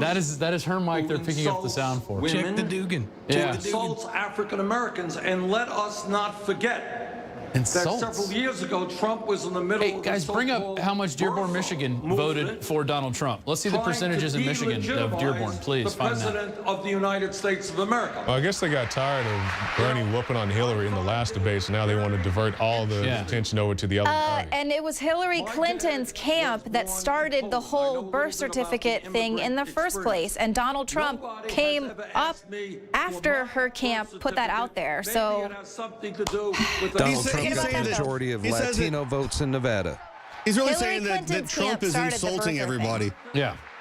He's really sitting there saying that Trump's insulting everybody. All he's doing is saying the stuff that's happening. Yeah. There are, truthfully, with facts, there are people, criminals coming from Mexico into America. Fact. There was a And they're murder not in just from California, Mexico, they're- killed. There's They're one in coming from Kansas. other countries. Yeah, in Kansas. 4 killed today by one illegal immigrant who was deported and he came back. Since when did it become racist to bring out the facts and the truth about situations that are happening? Facts are racist. Yeah, exactly. That's the world. This is such an Orwellian time we live in. It's Yeah. ridiculous. Facts are racist. And let's not forget that this is being put on by Univision, which is Hillary Clinton's, one of her top donators to her campaign, and Jorge Ramos, his daughter, works for Hillary Clinton. He's one of the moderators. So, you know, fair and balanced. Some would call hispandering. Hispandering. Wow, they just made up a term. In 2003, I sponsored the Dreamer Act. I sponsored What's wrong with it, these I think, in every And she came out and said that she was very against illegal There, immigration. now hers is on. No, see, they switched. There's definitely some audio issues going on. Somebody tweet that out, please. Audio issues. Somebody needs to fire the audio engineer. Well, not fire him. That would be getting rid of a job, I guess. Or maybe replace him with somebody else. Somebody need a H-1B visa in there to control the Senator Sanders audio board. against it. Just think, imagine where we would be today if we had achieved comprehensive. Yeah, that Dreamer Act's been turning out really well. All those young people coming over the border that are actually like 30 years old and gangbangers. That's right. Kids up to 35 years old. That's right. Children. Yeah, it actually said that. Children up to 35 years old. Anybody find the votes in Dearborn, Michigan? Yeah, last time I checked, a child is like, you know, from birth until about 12 or 13, not 35. Someone who already has kids. If you're considered a child and you already have kids, there's a problem with the definition. You voted against immigration reform. You now say that it was because the bill had guest worker provisions which seem semi-slavery. But back then, this is what you said to CNN's Lou Dobbs. Let's listen. If poverty is increasing and if wages are going down, I don't know why we need millions of people to be coming into this country as guest workers who will work for lower wages than American workers and drive wages down even lower than they are right now. And he's absolutely right. So, Senator, were you concerned with working conditions for guest workers, or really because you think immigrants drive down wages and take jobs from Americans? Well, guys, I don't know. Because they do. I don't know where the... I need to see this answer. Described by the Southern I Poverty need to hear Law this. Center, one of the important institutions in this country who studies these issues, as guest worker programs akin to slavery, where people came in, they were cheated, they were abused, they were humiliated. Like the workers Disney's now training to bring in. Like Cesar Chavez said. Guys, please put the document cam over here. We have the city of Dearborn. Here's their results from March 8th, okay, of their precincts. Majority Muslim. Let's go to the votes here. Look at that. 39% for Donald J. Trump. 39% of the people in Dearborn are majority Muslim. Josh was there. Josh flew his drone over one of the largest mosques in the country. Okay? They have malls and shopping centers of, you know, with hijabs in the window. What? Well, and that's what they understand. 39% for Trump. Yeah. Is that the vote? Is that the vote of people who think he's racist? Exactly. They must really think he's racist. Well, we had our caller the other night that agreed the same thing. He was from Bosnia. And he said we can't vet people that are coming. I just reported last night about the 16-year-old girl that was in Denmark or somewhere, converted to Islam and wanted to blow up her schools and stuff because of her 24-year-old boyfriend from Syria who just came into town that was working in jihadi networks. I mean, you can't vet these people. And I think we have got to expand. Oh, now don't be racist. Look, he wants to expand. That's what Bernie. Yes, we will. Yes, we will. Bernie wants to expand. More you government. don't know what it's like to be poor. Barack Obama. Hey guys, you know the image where they're saying that everybody that took the Trump pledge, it looks like a Nazi salute. Right. You know, I noticed when I look at it, there's all kinds of races in that picture. There's black people in there. There's mostly white people, but there's a lot of Latinos. There's some Oriental people. There's some black people in the back. So I guess they're all Nazis. No, that's really the only thing. And you're seeing record turnouts for the Republican primary. You're not seeing record turnouts for the Democratic primary. You're not seeing it. And it's because a lot of Democrats are jumping over to the Republican side because they're sick of looking at this lady. No, the ones who are in the Democratic Party are voting for Bernie. Yeah. Immigration reform with a path to citizenship in the first 100 days of my presidency. Secretary Sanders. Senator, would you like to respond? But see, what are they going to do to stop the flood of illegals that are coming into the country right now to try and get here before this time, come up with 100 some days in office? Because, you know, I get it. I have plenty of friends that were at University of Texas. They were brought here when they were kids. They've been here their entire life. So I get it where people are coming from with this, but the fact that we have a broken immigration system right now, that needs to be fixed, not increasing the system, which is what they want to do. Well, I mean, I think they could do a lot if they downside, if not completely eliminate a lot of these catch and release programs, because I do concede that there is something wrong with the immigration program. The people I've had a chance to interview, they talk about how they wait years, they pay thousands of dollars, and they still may not get into the country. So even if somebody was going to be rejected for whatever reason, if they could find out earlier on and if there was a remedy, go through that remedy process. So yeah, the system is broke, needs to be fixed, but why don't we start, you know, cutting some of these other programs instead of just looking at other options as far as bringing people into the country? Yeah, well, you can't just say, come on in, we'll pay for everything. That's not going to tell anyone to stop coming. And they want to do this to create a poverty center voting block that they can come in and say, now we control all the city centers, all the population centers, and we can steal any election we want because we're bringing in people who don't know about the Second Amendment, don't know about private property. All they know about is government assistance. And they've been told if they make it to America, they can get free. So they want to come here and get their free. You know, that's everybody wants their free stuff from the government. If I wanted to go move to Mexico and buy some property, because trust me, I've already looked into it, I have to have $28,000 in the bank. I have to prove that I make at least $1,500 a month, that I'm going to be an asset to their country, or they don't want me there. Period. So what is wrong?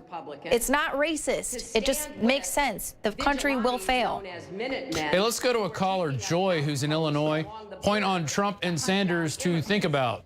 Joy, what do we need to think about when it comes to Trump and Sanders? You made it Hello. clear by vote, Senator. How are you guys? Yes, you guys are awesome, and I totally support Infowars and all the informative stuff you guys inform people of. I have 2 quick points about Sanders. 2 of his suggested policies that are kind of analogous, but they're both the wrong solutions to their problem. And those are, go ahead. Okay. First one was about the paying for college by taxing Wall Street. Right. That only makes America more dependent on Wall Street for longer, even if it's a temporary program. Why would you want to make America more dependent on Wall Street? And it's important to millennials, but that's the wrong solution to the problem. Right. And with the $15 minimum wage increase, it's a possible solution, but it would just make the Federal Reserve printers work overtime, and it's the wrong solution to the problem. Right. Well, I think you have to do something about these computers that make millions and billions of trades, in an hour. You have to do something there where if you're going to make trades like that and change money and make a lot of money, yeah, I think that should have some sort of a small tax on there. And I think it would stop a lot of that, which is leading to what we have, a lot of this market manipulation, plunge protection teams, stuff like that, where people come in and make these trades to either prop a stock up or bring it down. And I think that is something we do need to look at in Wall Street.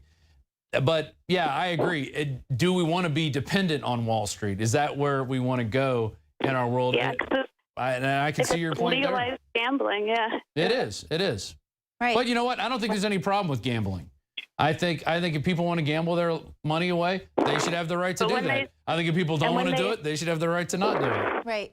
When they bring a lot of their Wall Street money overseas and stuff, and they're not taxed on that, and it's a whole situation, but it's a possible solution, but it might be the wrong solution to the problem.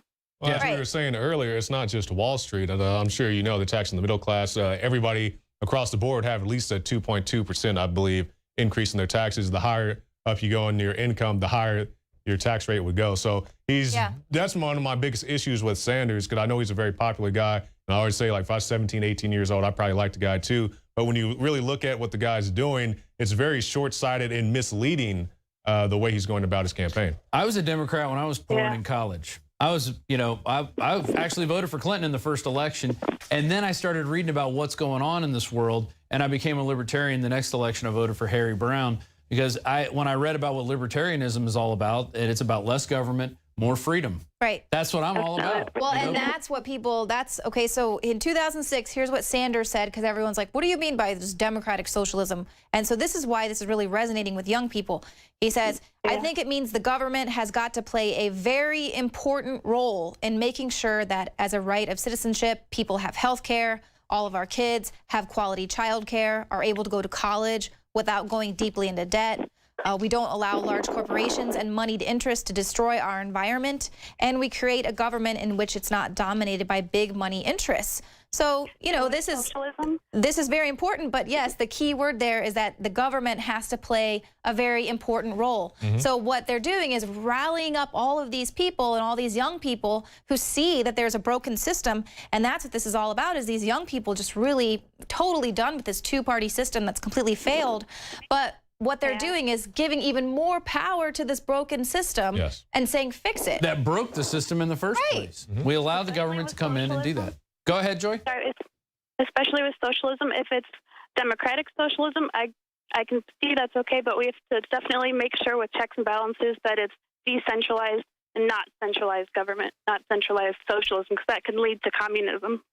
Yeah, absolutely. I agree. And, those types of things work in small groups of people. You have people coming together, everybody pitches in, does their thing. There's communes all over the United States where people work 3 or 4 hours a week, and they're able to live on a big farm, share resources, and make it work. Localized. But I think if you want to go do that, then go do that. Don't tell everybody else in the world they have to work so you don't have to work. Right. And I don't agree with that whatsoever. And or pay for my college or pay for anything else. The difference with it is really the democratic socialism. So socialism is basically giving you the choice to vote on how big the government, should be in order to distribute everything. Whereas you want a big government? Yeah. You want a really big government? Right. And the Democratic is just saying, well, here's your big government. So it's just this illusion of giving you choice. But either way, it's going to be a huge government that's in control of the production and the distribution. And period. Big governments need big money. And where they get that money? From you, from me, everybody else. Yeah. They get it. That's where they get it from. Thanks for calling, Joy.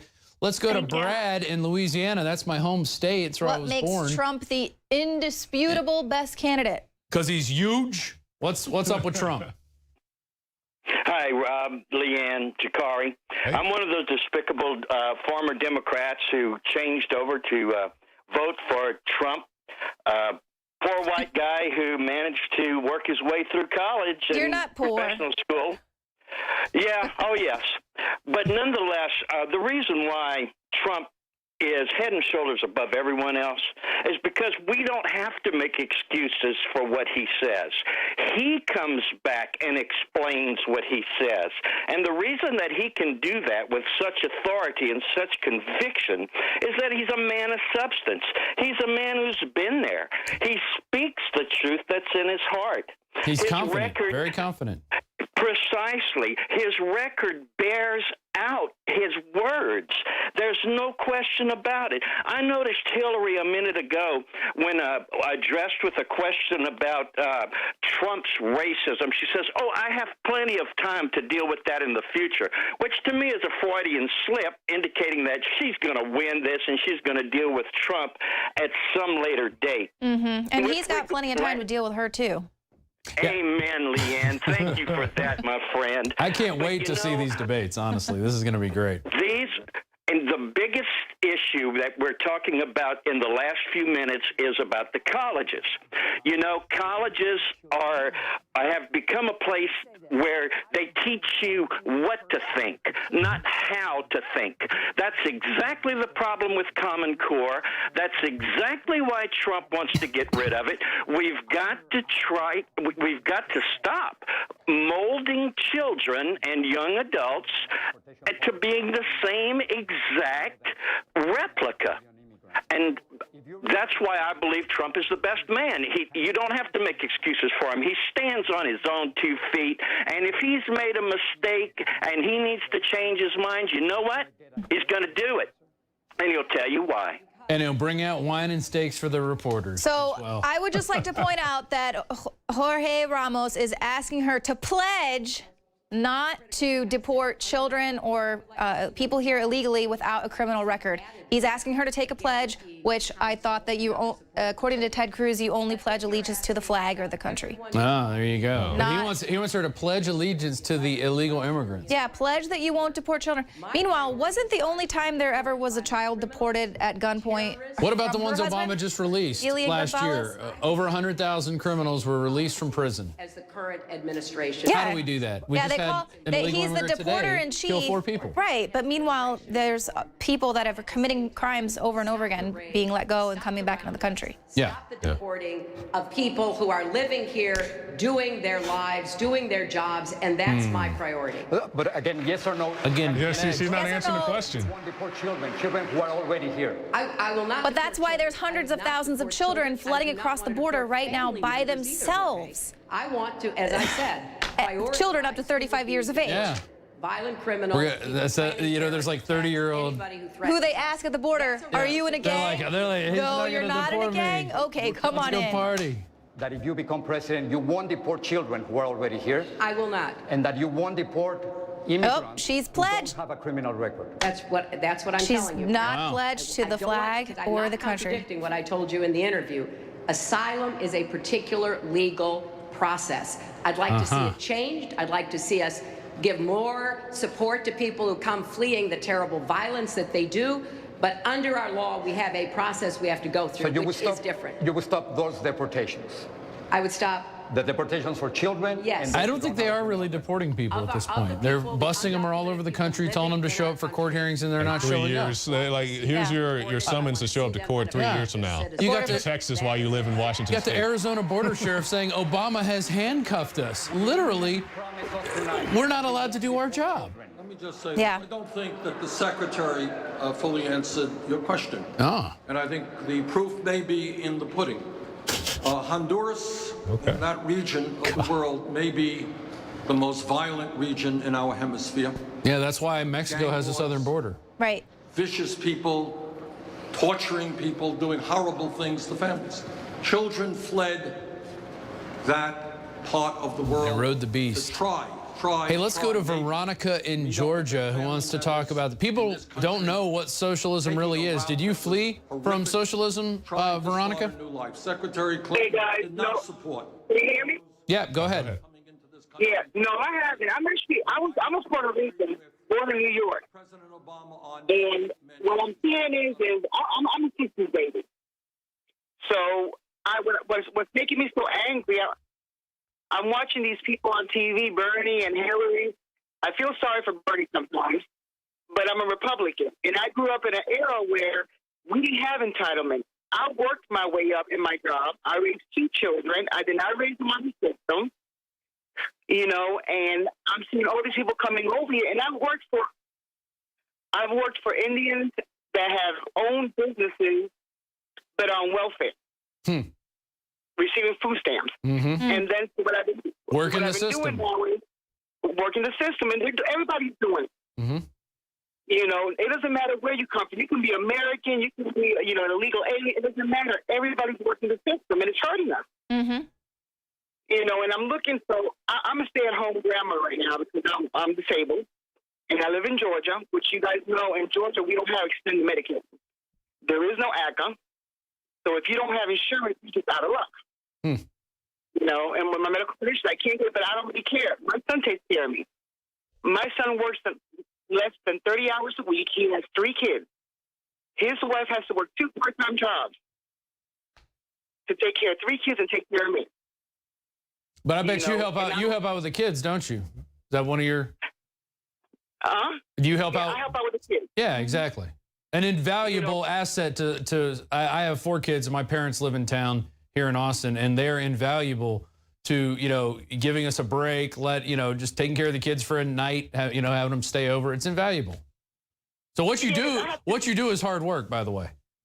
Yeah, but the thing is, I raise my children. I'm hoping my children raise their children. I got 6 grandkids. But my biggest thing is I have enough time to get on the computer and search information. That's all I do. Is I'm an information machine. I watch you guys. I watch Lisa Haven. I'm constantly searching for information. And if you remember what Bernie Sanders said, he did one of his in his stump speech. He said, "I think we should look at countries like Denmark, Sweden, and Norway, and learn from what they have accomplished for their working people." If you look at them right now, with the influx of refugees and everything, their economy is collapsing. Their government is collapsing. Right. They're switching from socialism to capitalism as a result of their disastrous, policies.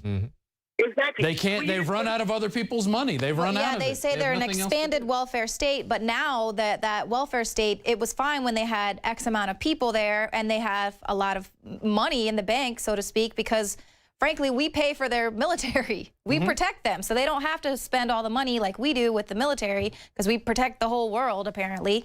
And so they have money, but now they've expanded their welfare state, and that's what's going to happen here, is it's going to get too much. It tips the balance. We're already in debt. Exactly. They're neutral. So, if you notice, Denmark, they've never been involved in any wars. They're neutral. We have people going over there and putting money in their banks. But right now, I was reading that they're planning on deporting 80 million refugees. They've closed the borders. They're making them pay for them to stay there. And literally, refugees come in there. They got to give up some of their gold or whatever they have. Not including the stuff that they're doing. They're raping women, children. They're trying to integrate them to society. I mean, it's crazy. And then I look at our system and I look at these millenniums who feel they're entitled. This whole thing about entitlement, all these people, anytime, don't get me wrong, like I said, when I had 2 kids, I was 2 years. I was living in New Jersey. I was 2 years on a REACH program. 2 years. That was it. I went to work for Donald Trump at the Taj Mahal in 1990. You know, but my thing is in my day when we were growing up, we had to work for it. I started working at 13. Me too. How was Donald Trump as an employer? Did you ever meet him? Did you ever have any interactions with him? Actually, when the sometimes Mahal opened up, that's when Michael Jackson came and stuff, and he actually went and shook everybody's hand. Yeah. But let me tell you, I got fired, and for years I blamed him, but it wasn't him. It was my own doing. That's youth for you. You know, you want to blame somebody else. Sure. You know, but he wasn't. I was making $10 an hour in 1990. Raising 2 children, I had medical, I had insurance, I had gas. These paid for my mileage. Mm-hmm. You know, and this is in 1990. Yeah, that's good money back then. Exactly. And I raised my kids. And I mean, I've been in the restaurant industry. I've been a restaurant manager for 20-something years. I've had to hire all kinds of people in Orlando. I've been living in Georgia since 1999. And you've had to fire people, too, as a restaurant manager. People that don't do the job, right? Exactly. But when you hire somebody, the minimum wage is $7.25 or $7.50. They're telling you coming out of high school, I should make $8 an hour. Why? Yeah. Prove it. Show up. Exactly. You know, that's basic work ethic that I don't think kids are learning today. They're learning that They're you know, you could be an internet shock. star. You don't really have to work. Everything's just Instagram. You know, pretending you're a celebrity. Yeah, and you know, and I do, like with Veronica calling in and myself, I do agree that there should be a basic level of health care for people in this country. I know we have Medicaid, but for whatever reason, doesn't carry over to all the states. It's not really, a lot of people can't depend on it. But it is ridiculous. I mean, we are one of the wealthiest nations in the world, and we don't even get, you know, $5,000 if I break my foot to go to the hospital and get my foot fixed. I mean, it's ridiculous. We pay so much money in taxes, and yet we don't really see a return on that investment. So I can see why people are upset about this. But with Obamacare, originally the way that it was sold to us was that it would be that basic level of health care, and that's why everyone was totally for it. But then it turned out it's not. It's actually a tax. You're forced to give money to pay the insurance company, and then pay us. You know, however, for me, it's like more than $400 a month I'll have to pay on top of, if I do ever break my foot, it's still going to cost me $5,000, $7,000. Hey, Veronica, you know, I'm in a program. It's a health sharing program. I'm with Samaritan Ministries. I would encourage you, just look up health sharing. I cover my whole family for a little over $400 a month, and our deductible per incident, they don't call it a deductible, but I cover the first $300, and then they cover the rest. You send them your receipts, you pay for everything, and you do it as I'm a cash payer. So if I go to the hospital or something, I pay it all up front in cash. I put it on a credit card, and then I submit the receipts, and we have Liberty Health Share up on the screen right now. And then I get reimbursed. Yeah. And let me tell you, and is it supplemental? It's made me more responsible for my health and my health care. And I'm not spending that money. If I was to get health insurance for my family, $1,500 a month. Oh yeah. $5,000 deductible. Okay. I might as well just pay for it myself at that out of point. Pocket. You know? Yeah. That's over like $20,000 a year. Right. And that you might not even use. That's 2 good vacations. Yeah. Well, let me tell you what happened with us. Me and my son, because like I said, they work, but they don't even make $30,000 a year together. Trying to raise 3 kids. That's 6 people in the household, you know? Yeah, that's tough. Me and my son tried to go ahead, and we went for Obamacare and everything else. My insurance, just myself, they were telling them $300 and something a month. Yeah. That was not for much money. I mean, it's crazy. That's ridiculous. You know, I get, my thing is, I am so sick of seeing so much division in this country. Right. These politicians lying to everybody. You know, They're playing us. They're playing us like a fiddle. I'm so angry. Yep. You know, and right now, you know, if you think about it, you know, everybody's hating Trump, but the truth is, he really has, you know, he's right for what he's saying, you know? Right, and he put out a pretty good health care plan, I think, better than anything else the other people have shown thus far. She's talking about the wall right now being a fantasy. In fact, if you cared about anything with the members of Congress, like the senator and I. Yeah, so, well, it's a thank you so fantasy. much, Veronica. We appreciate you sharing your story. Thank you for calling in. Yes, spread the word about the broadcast. Get more people involved. The numbers right now on YouTube are a lot lower than they were for a Republican debate. I don't think a lot of people are interested in the Democrats anymore, especially our audience. Well, because they already know it's sold out. Thanks for watching. I mean, we want to hear from, you know, the Sanders supporters, but, you know, they're constantly telling Sanders supporters, is there, I mean, that was one of the first questions they asked him. Is there really a chance? I mean, how do you expect to close the gap? She's got so many delegates more than you. Shouldn't you just give up and give her the... And that's what they want to let people just know, that there is no chance. You won't beat the establishment. Resort to racism and xenophobia. Racism? That's exactly... Bad. So they're all reading from the same script, because when I was at this bar last night, defeating everyone in ping pong, by the way, they said, what do you not like about Donald Trump? He's a racist and a xenophobe. Racist and a xenophobe. Exactly what Bernie Sanders said. They're all reading from the same MSNBC talking point because they really don't have an argument of substance. Yeah. We just heard from a black lady who was hired by Donald Trump. Right. She said she got fired, but she said, you know, when I looked at it, it was my own fault. He has a black female who is his spokesperson. He has had many women in the top positions in his companies. Years, decades ago, when that was unheard of, to have women in powerful construction positions. But he's a racist and a sexist. And now you're not only learning that Trump is a racist from the Democrat candidates and from the mainstream news media, but now shows like Saturday Night Live and The Cleveland Show. Yeah. So you can't escape it. And John Oliver and everybody else just wants to get out there, and because they're afraid of somebody who cannot be controlled. All these people are vested in the system. They're all employees of the system. All of those media companies, there's, what, 5 or 6 main media companies in the world? Exactly. Or in the United States, at least. I guess in the United States, that own all the media. And if they tell a lie enough times, people start to believe it. Because That's right. they were... Joe, wasn't it ridiculous last night, those people? What did they say? He's a racist, he's a xenophobe. That's what that was their argument. I said, well, how's he a racist? He wants to build a wall.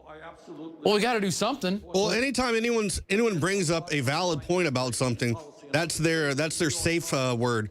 Is they go, oh, you're a racist. Yeah. Well, no, he's talking about trying to keep criminals out. You know, he's talking about keeping terrorists out based off of what happened in Paris, because we do know terrorists use that situation. They took advantage of the border situation, the open borders, the crisis, the refugees, used fake passports, came in, carried out attacks.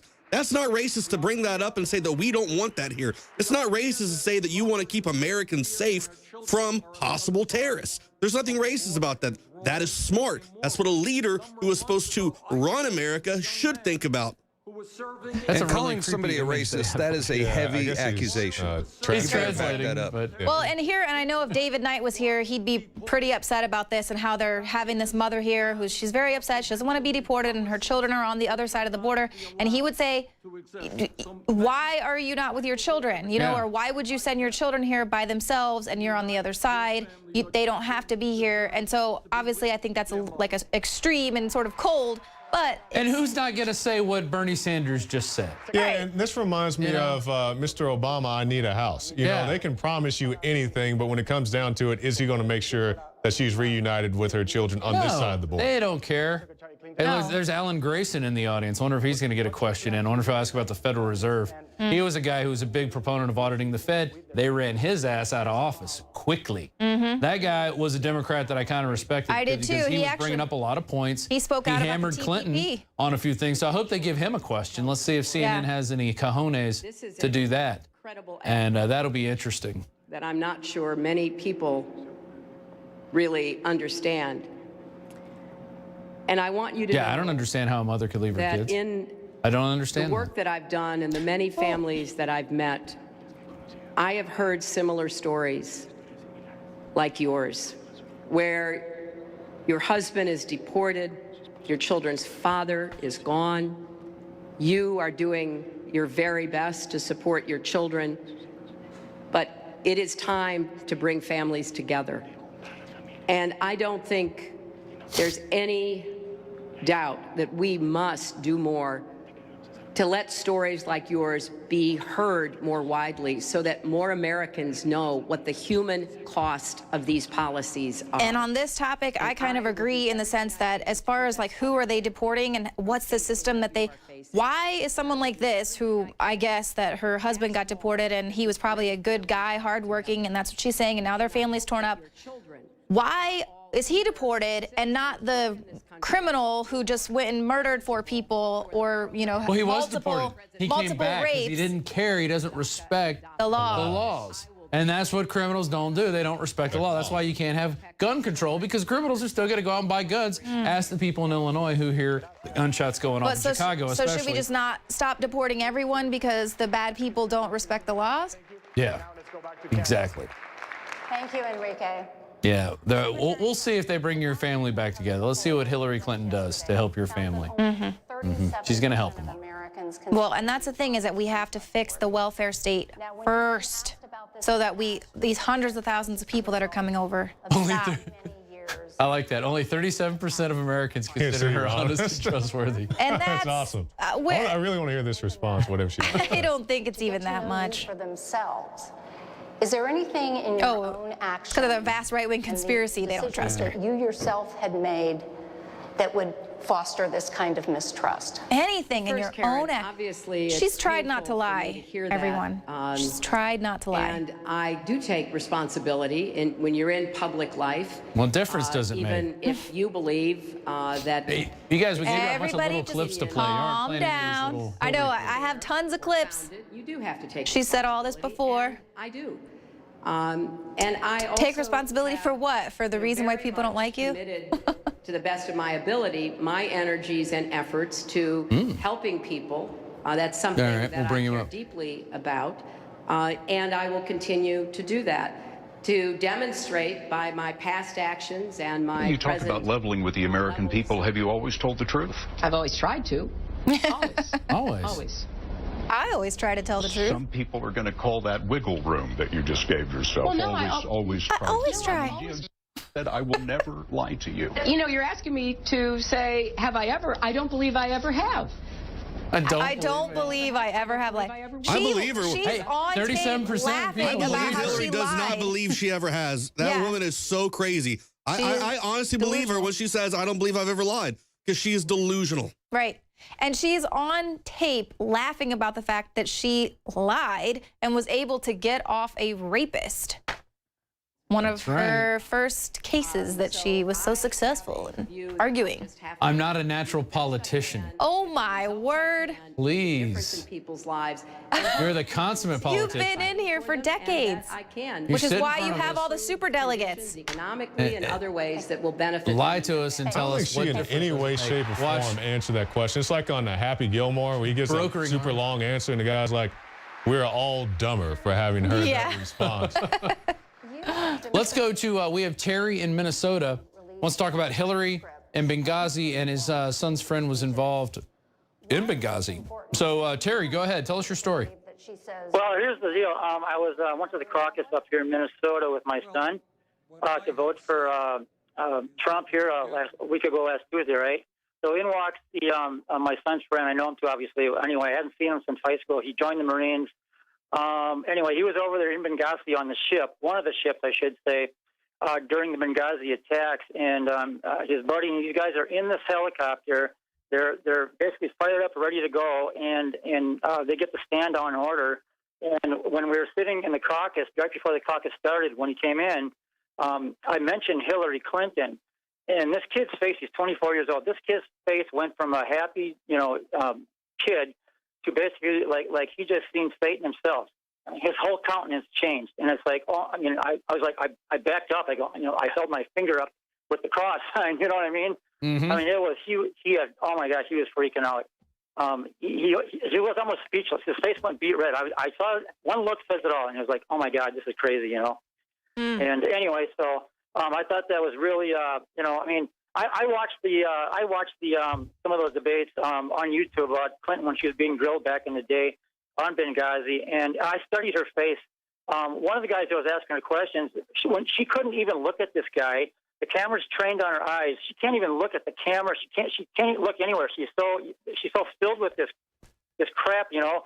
And I'm sure glad you went to me because I got an air sickness bag sitting next to me, and if I got to listen to her voice much longer, I'm going to need to use it, you know. No. Anyway, I got to tell you something. Hillary is a non-factor, okay? I called, I think Rob, I talked to you, Rob, on Sunday. I was your last caller in the 4th hour, right? And, hello? Yeah, go ahead. I'm listening. Anyway, yeah, I was your last caller in the 4th hour. Anyway, I was talking about scriptural things and the elect. That's right. And I got a Bible, here. And it's a real quick verse. I sent it to you on the whistleblower line. It's about ISIS. It's a scholar's book. It's not your. It's a King James with you know, scholar's notes. You know, no commentary, none of that stuff. It's just straight scholar's notes. It's considered one of the best study Bibles out there, if not the best. Anyway, it says, I'm going to read it to you. It's one quick sentence. It says, the 3 letters SSS, and in parentheses, there's an equal sign with 666. That's Satan, obviously. Formed the symbol of the ISIS and the secret symbol of the old mysteries. That's just part of the note on the Revelation 13, verse 18. Like I said, it's a scholar's book, but I thought you might be interested in that. And those scholars' notes are over 100 years old, you know, out of this Bible. So wow, they identified ISIS right in Scripture here. You know what I'm saying? Back then, you know. That's very interesting. So you sent that in the whistleblower line? I'll have to check out. We get a ton of whistleblower emails every day. Yeah, that is waiting through a pile. Don't hang up. I got one more quick one for you, okay? Okay. On YouTube, a guy named Mickey Robinson. This is an old deal. It says, "Man dies, comes back to life. What he saw." I've been a scripture student for over 20 years with an actual scholar. I watched this guy's video. It is basically an exact, verbatim, scripturally proven statement of what this guy saw. It's 9 minutes long, and there's going to be all kinds of people throwing little scripture notes at you in the video. Ignore all that stuff. Pay attention to what this guy says.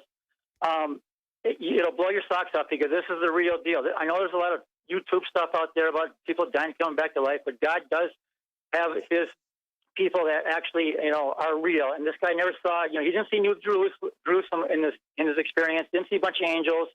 It is very straight to the point and what actually happened. And I can tell you, I can back it up. What he said is actual scriptural, and it's what happens, All right.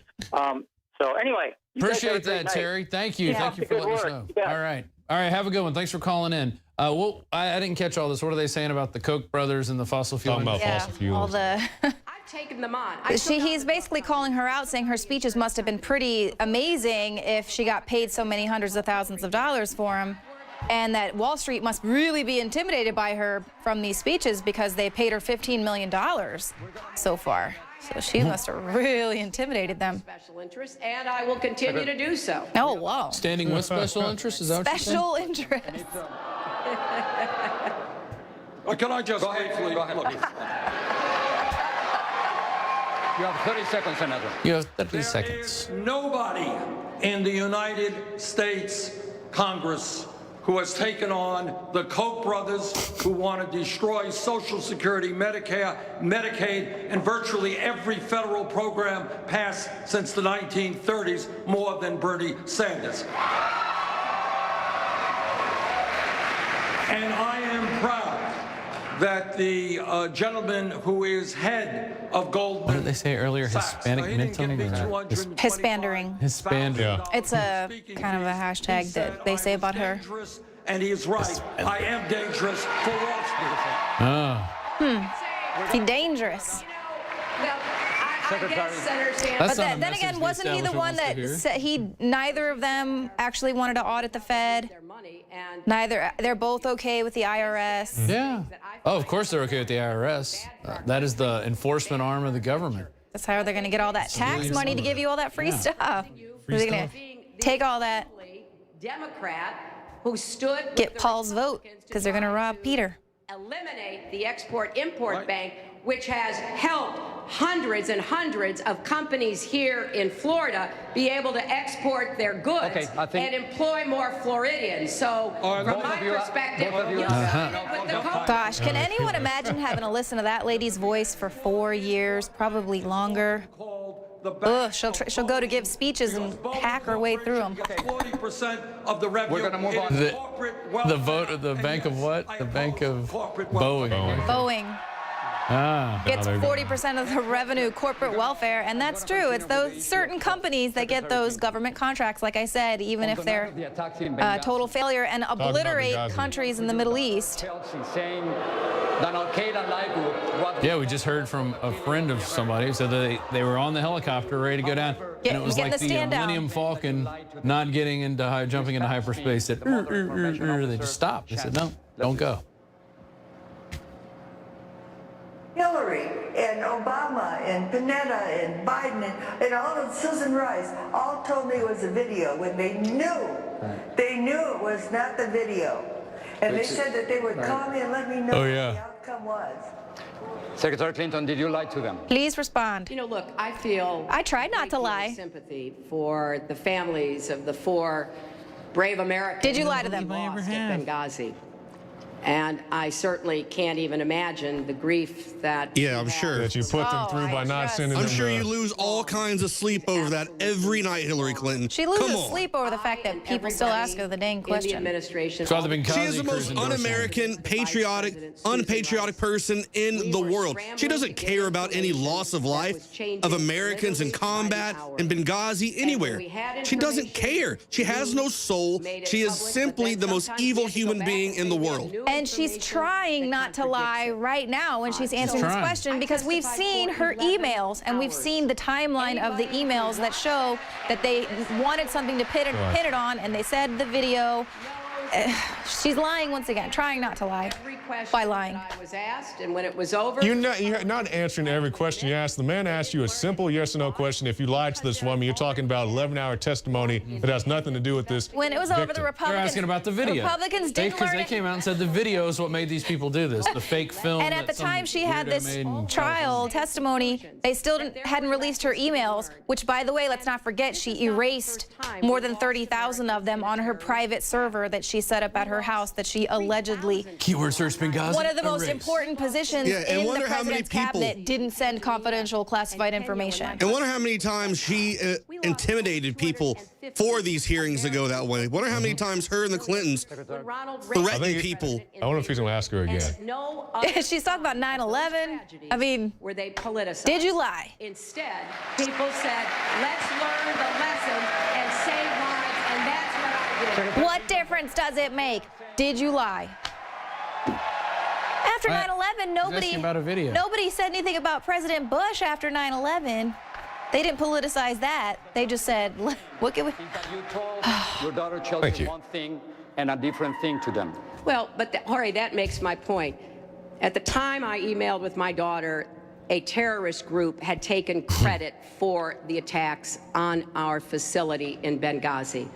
Within 16, 18 hours, they rescinded taking credit. They did it all on social media.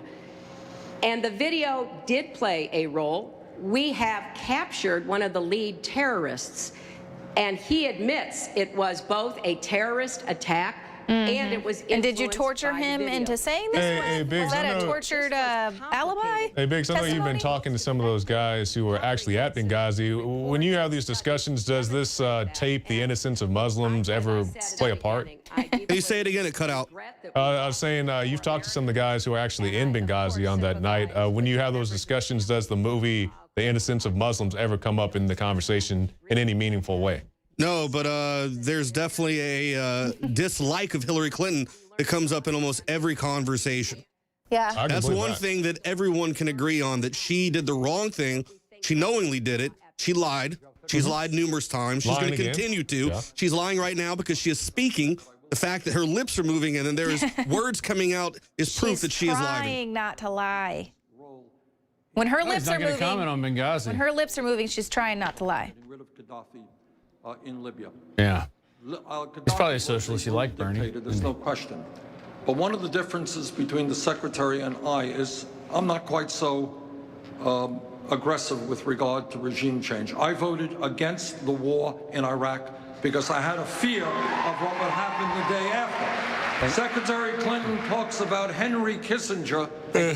Who said military men are pawns Henry to be Kissinger's used. praise at all. Which, by the way, I'd like to point out, not only did he vote against Iraq and he calls her out on her ties with Henry Kissinger, but that's not, I mean, so many times with things that Clinton has decided, you know, they're taking a break right now. It looks like they're going to break. I think we're going to go to a quick break. We'll come back with more calls. We're going to check in with Kit Daniels, too, in the Twitter station. So stay tuned. You're watching live coverage of the Democratic debate this Wednesday, March 9th, 2016. I'm your host, Rob Dew, joined by Leah McAdoo and Jakari Jackson. Thanks for watching. Infowars.com/show.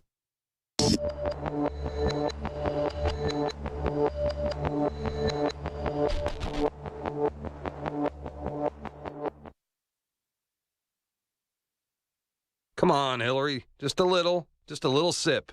Open up. Come on, take it. Take it.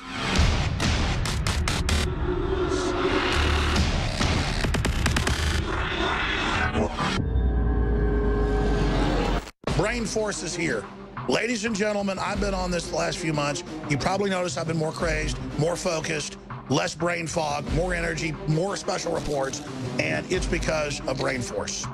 One of the worst things with most energy products is it's not sustainable, right? You're going to crash and going to feel really bad afterwards. This has a bunch of different antioxidants and compounds and polyphenols. Everybody's on these drugs to knock their brain out because the brain's so fried.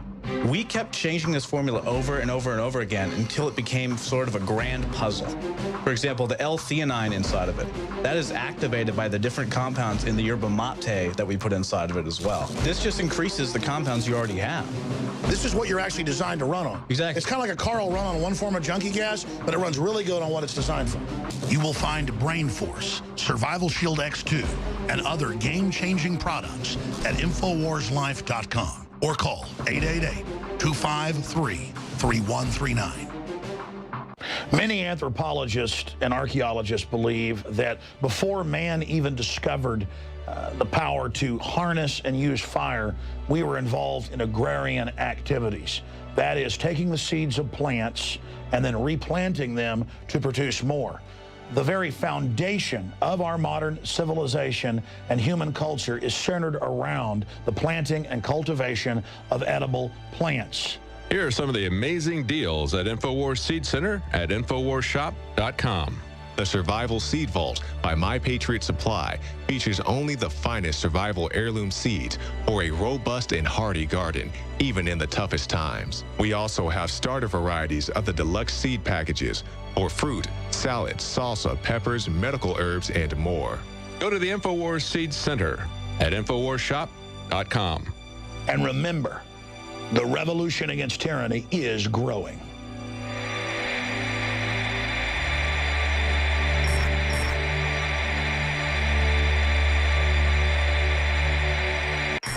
The knowledge of the ancients, tried and true, trusted herbs and extracts fused with the latest nutraceutical science. Introducing the all-new Ancient Defense Herbal Immunity Blend, crafted with over 14 key ancient herbs and extracts to supercharge and prepare your body for what experts admit is the most dangerous season of the year. We have rejected hundreds of other formulations in our quest to bring you what is simply the most powerful and comprehensive proprietary formula that we have ever created in the realm of herbal immunity. For the last 2 years, our team has been working with top doctors, nutritionists, and chemists to develop the ultimate nutraceutical formulation. Experience the benefits of combining over 14 ancient herbs and extracts with exciting new advances in nutraceutical science. Now is the time to secure Ancient Defense for you and your family. Visit AncientDefense.com or call 888-253-3139. That's AncientDefense.com. I want more candy. I want more video games. Lie. And it's that type of behavior that spurred me to do the research to develop a true nutraceutical formula that was designed to smooth out and help children focus. All of our children are hit with modern mind control. Television, music, fast food, GMOs, sugars, you name it. Young humans have not yet developed their nervous system and are being hammered daily by globalist concoctions. It's no wonder they can't focus and calm down and then are put on dangerous psychotropic drugs. Working with my team, we set out to find the best formula with the highest quality ingredients that children would actually like and take. We worked with the leading manufacturer in nutritional supplements that are safe for children to bring you the most affordable and powerful calming formula out there. Introducing Child Ease with herbs and calming extracts like chamomile and lemon balm and essential nutrients that taste great. Obtain your Child Ease today at InfoWarsLife.com. That's Child Ease exclusively at InfoWarsLife.com. My fellow InfoWarriors, I am very excited to be able to announce to you the introduction at InfoWarsLife.com of a new way to save time and money when you stock up on InfoWars Life formulations like Survival Shield X2 and Super Male Vitality. Just go to InfoWarsLife.com today, select your favorite product, click on Auto Ship before adding to cart, and choose how often you want us to send you another order. Every time you choose Auto Ship at InfoWarsLife.com, you get 10% off and you won't have to worry about running out and having to reorder next time. And of course, you can cancel with one click anytime. As you know, I'm all about the idea of a 360 win. And the new auto ship feature at InfoWarsLife.com is a sure win for everybody. A win for liberty, a win for health, and a win when it comes to big savings. Visit InfoWarsLife.com today and save 10% on your next InfoWars Life order by selecting auto ship at checkout. That's InfoWarsLife.com or call 888-253-3139. Clean, pure drinking water. You can't survive without it. But where do you get it? Alexa Pure Pro is a brand new, groundbreaking, gravity-fed water filtration system that is like no other. The Alexa Pure Pro transforms water from virtually any fresh source into clean, healthy drinking water, pairing the unprecedented superfiltration power of an all-new gravity block core with a hybrid chromatic shell. It removes up to 99.999% of impurities, including bacteria, viruses, fluoride, disinfectants, volatile organic contaminants, and hormones. Filter capacity up to 5,000 gallons. Stainless steel construction, easy assembly, low maintenance. Replacement filters are simple to install. And now, as part of an exclusive limited time introductory offer, you can save $20 off the retail price and get free shipping. This is a limited time offer, so order your unit today and receive free shipping and $20 off. Go to InfoWarsStore.com or call 888-253-3139.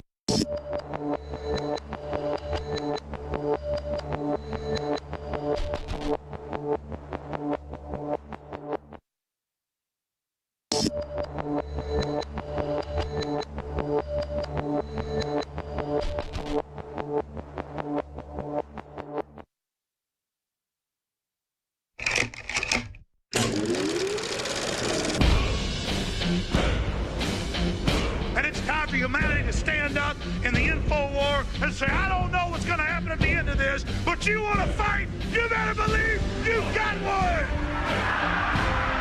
From the front lines of the information war, it's Alex Jones.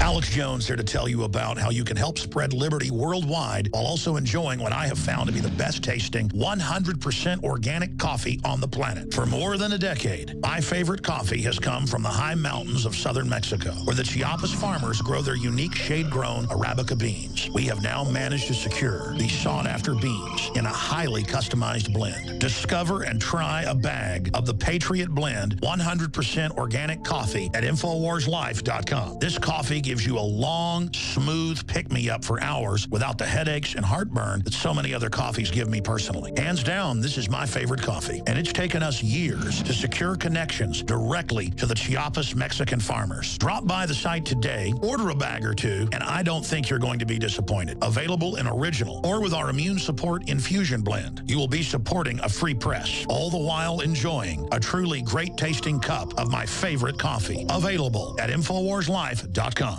A clean, toxic-free body is the foundation of true health. Introducing Deep Cleanse by InfoWarsLife.com, a scientifically formulated blend of nanocolloidal zeolites and organic ingredients that aid the body in cleansing chemicals and toxic metals. Using our proprietary multi-step extraction technology, Deep Cleanse is our most affordable all-in-one cleanser with concentrated organic compounds like cilantro, milk thistle, fulvic acid, orange peel, zeolites, and others. Deep Cleanse doesn't hold back. Instead of buying 5, 6, or even 7 different cleansing products, we use decades-old scientific research to put together the Rolls-Royce of all-in-one cleansing. Look, there's a reason Deep Cleanse is the only product on the market that uses our proprietary Spigyrex herbal processing technique. We use only the highest quality organic herbs backed by serious research, and we still bring it to you at the best price out there. If you wish to find Deep Cleanse and experience the all-in-one cleansing, visit InfoWarsLife.com. That's InfoWarsLife.com or call 888-253-3139.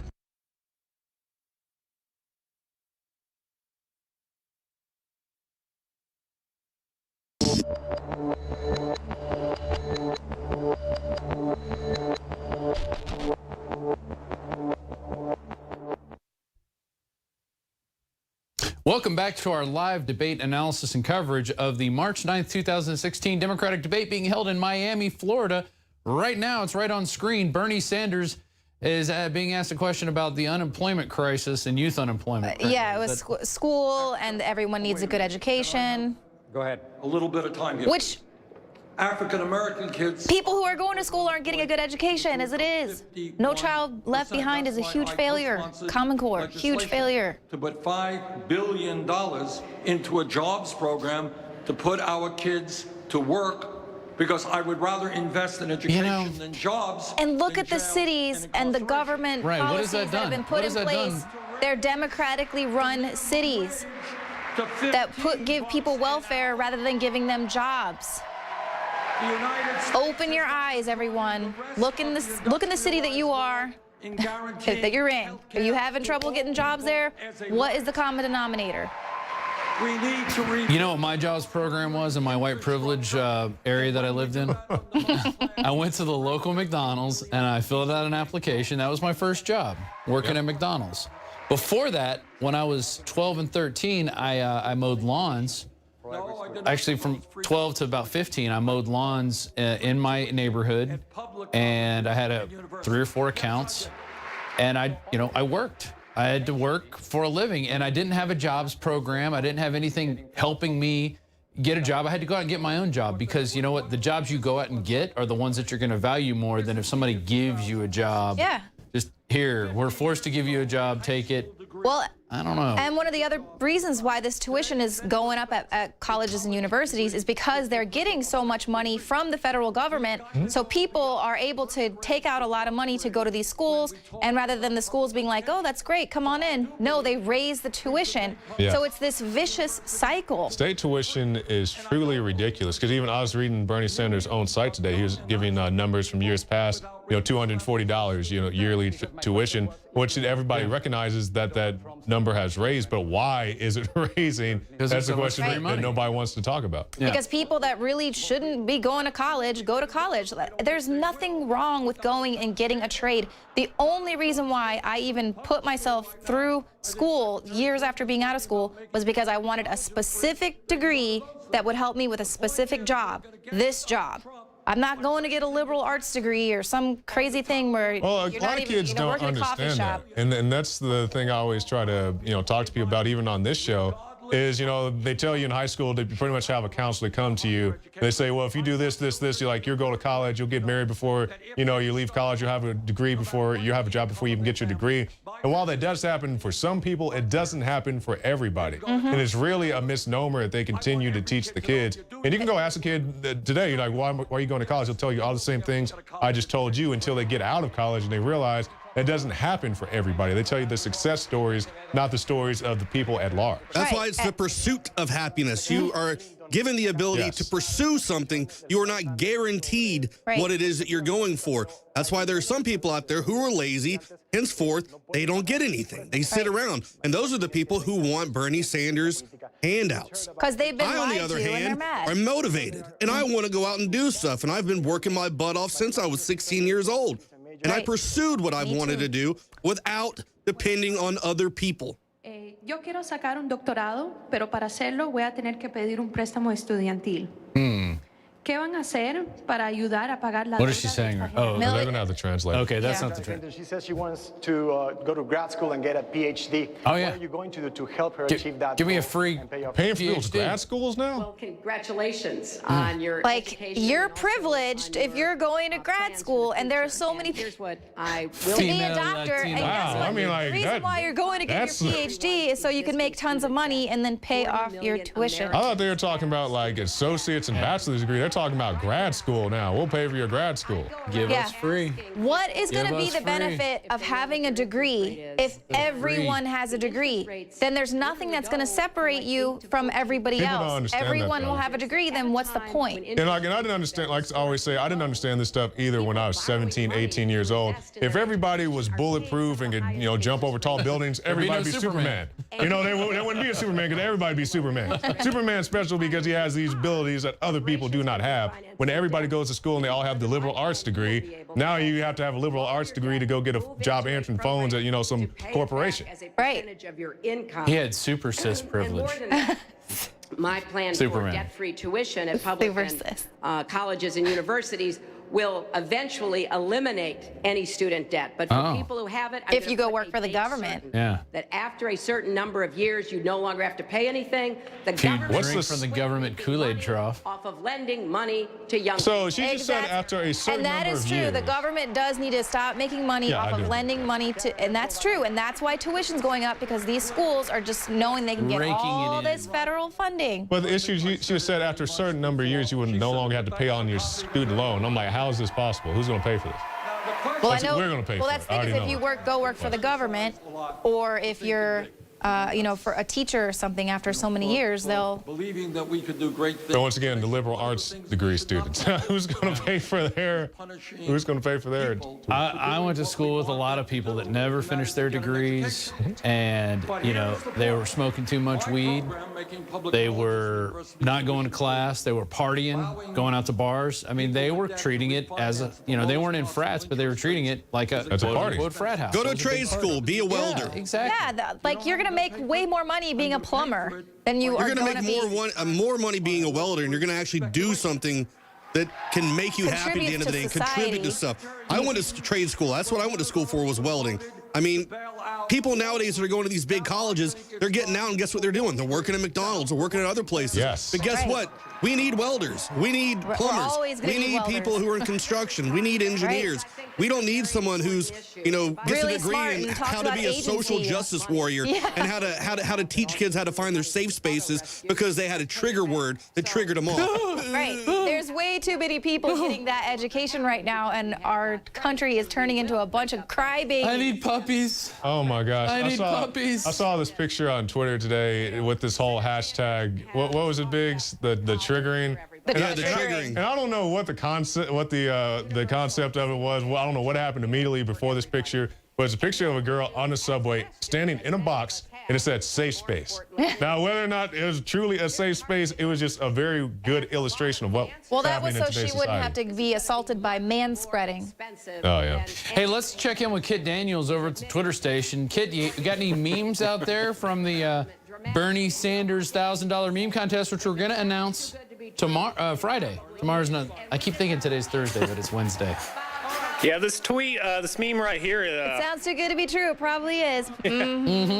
Yeah, this meme right here, it makes me laugh so hard. It's from a socialist mop, and it says, "When you're a socialist, you don't know what it's like to be rich." And it's so true. And the only socialists, that so-called socialists, I'll add, that really know what it's like to be rich are the ones at the very top of the pyramid. Right, like They control Hugo everything. Chavez's family, like after he died, they somehow their family miraculously inherited billions, even though the country are like waiting 5 hours in a bread line. And ideologically, they're not really socialists when they're at the very top. Right. No. That's why the Wall Street. Well, they redistribute the money, but they just redistribute a little bit more to themselves. Exactly. Yeah, that's why the Wall Street, like in 1917, they backed all the socialists and they let Lenin out of prison, I think, in Canada, is because they gain from when they put communists in power, because they can just go, the capitalists, they can just go in and take all the wealth from the nation. They're not really even capitalists, just crony capitalism.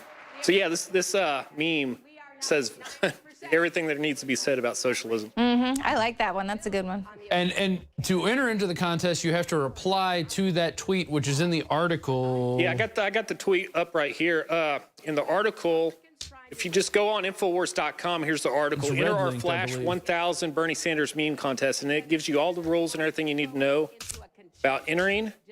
And really, to enter, all you really got to do is respond to this Alex Jones tweet. Yeah, come up with a good meme. You don't have to wait for us to put it up in an article. And I think this is the greatest way to get people to enter because, you know, you can enter whatever you want. I've seen some really interesting stuff and really quickly. I mean, Twitter is just immediate, and I love it. Yeah, the meme generators come up really fast. So I memed one night out at the. I did a meme for those guys on the plane. I called them cock knockers. COCH.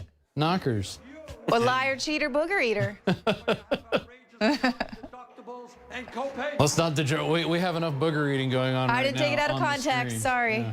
Take that booger eating out of context. Doctors prescribe.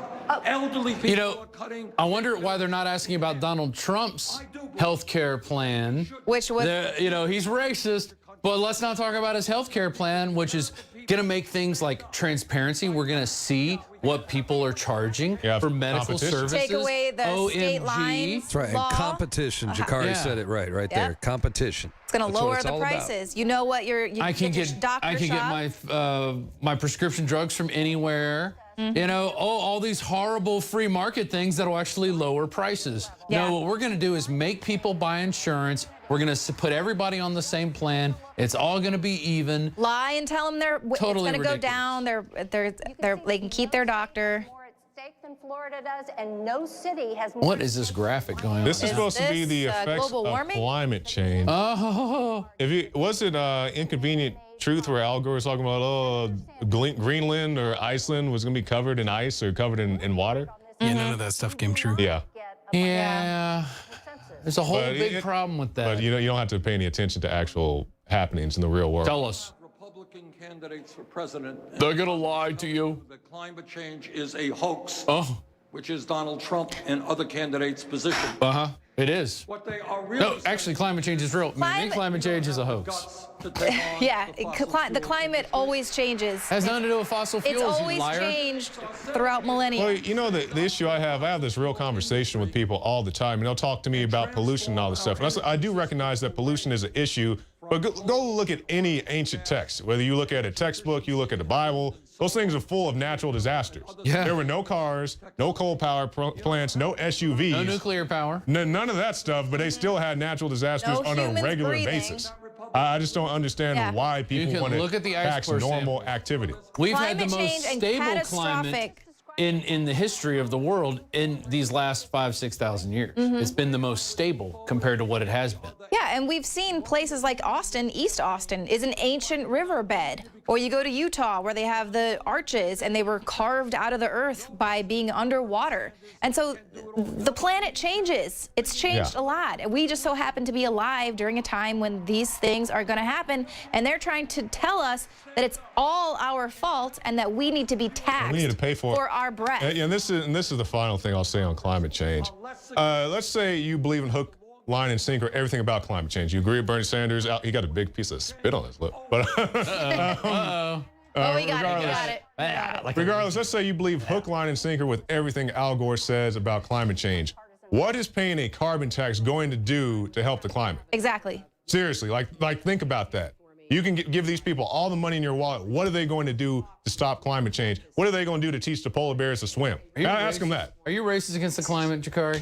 They're going to use that money to train the next polar bears for the Coca-Cola commercials. Yeah. So they can start Teach speaking. them how to open Coke cans. Put them in a zoo and go, well, we tried, but we just didn't. We need to raise that carbon tax a little bit higher. What you're going to do is put money in their pocket so they can have more power over you and have you. They can fly around make in less. more helicopters, bigger jets. And these people who live in these houses on the sea, like Al Gore. And I think, dude, you had that great meme about Leonardo DiCaprio when his Wolf of Wall Street. You know, he gets out of his yacht, goes to his SUV, hops in his jet, and then goes and lectures everybody about climate change. Right.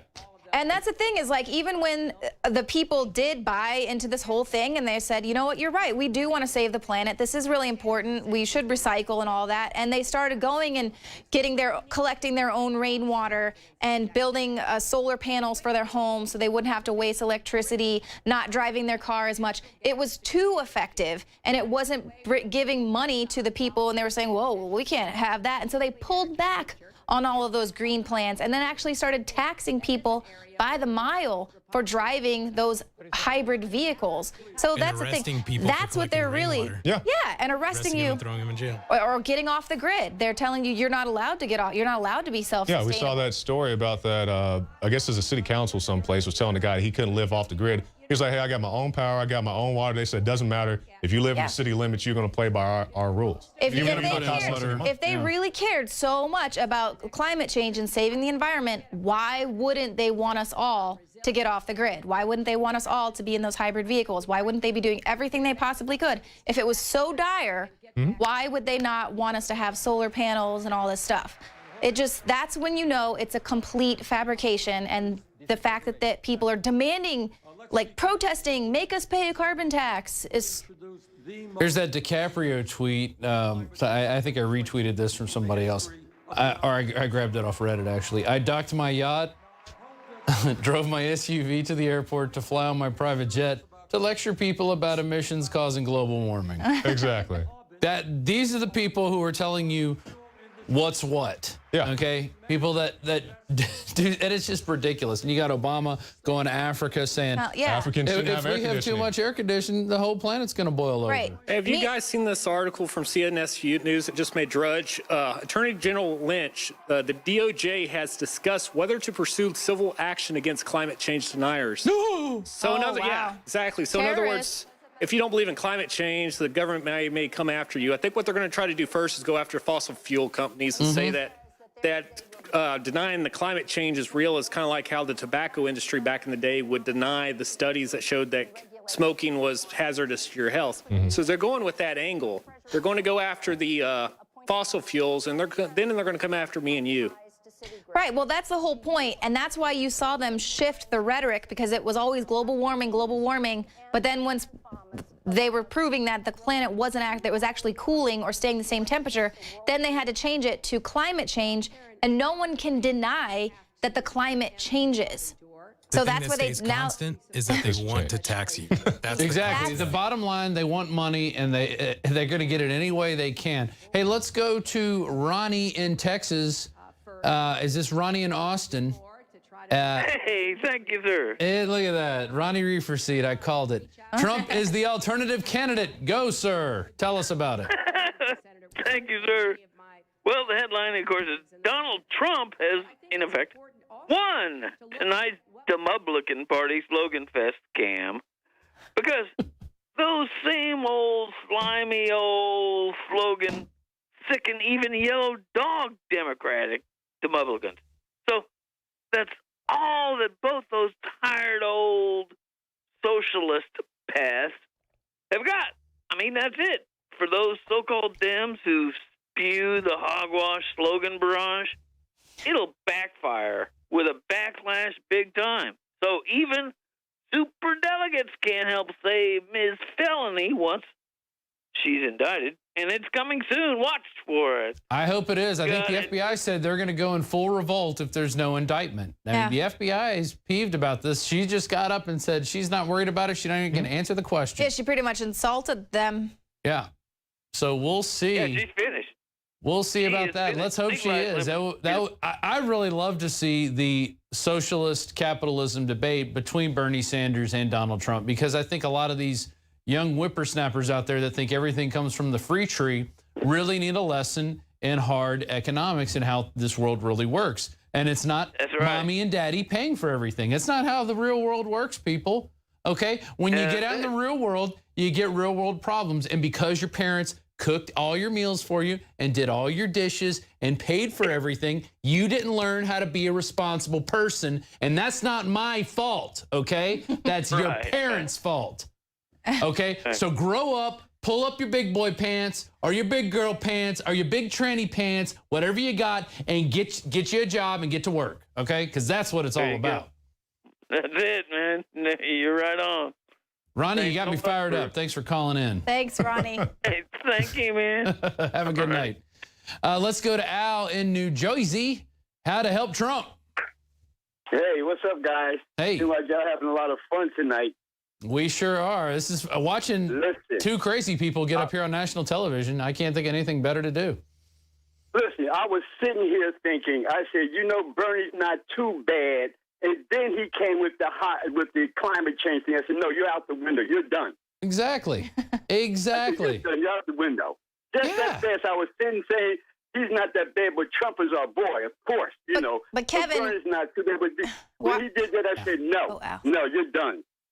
Listen, for Trump, see, God sent Trump here to bring us out. He's like the Moses in the Old Testament. This generation has not seen the hand of God move yet. He's Moses with steaks and wine. What he needs to do too, is he needs to say, listen, I'm a businessman. Compare your record to mine. All of y'all are career politicians. Yeah. You've done absolutely nothing but let them sign and pass these bills that we're fighting right now. All of y'all go over there and sit down. They think he's bad. I wish I could get up there. Al, why are you being racist against climate change, though? Climate change, because I remember very well in Georgia, one day I get up 8 o'clock, clear blue sky. By 9 o'clock, 25 planes flying up in the air. By 12 o'clock, you could see the haze appearing. 4 o'clock in the afternoon, the sky was full with the haze. I have been watching this for years. I told them, you watch the weather change tomorrow. The next day, it snowed. I don't want to hear this stuff. I watch what they do. Anytime they have those planes up, you watch the weather effects. Plus, this is all the allergies. This is not from it's pollen. It's the spray. This is like 20 years ago. Women had they had the allergies because their systems detected these chemicals in the atmosphere earlier. Right. But because there's so much more now, that's why the men and the children are becoming affected. Everybody. Another thing I would tell Trump to tell him, how come y'all don't say nothing about this the FICA stuff that they made in the laboratory? How do you know they made it in the laboratory? Because the day it came out, you already had a mosquito ready to go that would counteract what's in that mosquito. That means you had already been working on this technology years ago. Sorry, New World Order or family, you slipped up on that one. There you go. Nothing happens by accident. Hey, what's the fallout of Chris Christie supporting Trump in your state? Is everybody for that? I never liked Christie because he had them fluoridate the water and everything else. But when he stood for Trump, I said he can't be that bad. You know. But I don't hear a lot. I'm not really in the political arena. I'm a minister. Okay. So I don't know a lot what goes on. But yeah, they're the bad. And that Hillary, she just gets up and just lies. Oh my gosh, I look at her because I see through all their stuff. Where were you at, Hillary, when they were bailing out the banks? Geithner getting Paulson getting $200 million bonuses. Where were you at? Where were the rest of y'all at? None of y'all stood up and said nothing. So you know what? If I was Trump, you should have resigned. All of y'all are fired. There you go. Exactly. Hey, do you know Minister Childress in, I believe it's in Newark? He's in Newark. And we've had him on the show many times talk about, he runs the website blackgenocide.org or .com, I believe. Okay. Do you know him?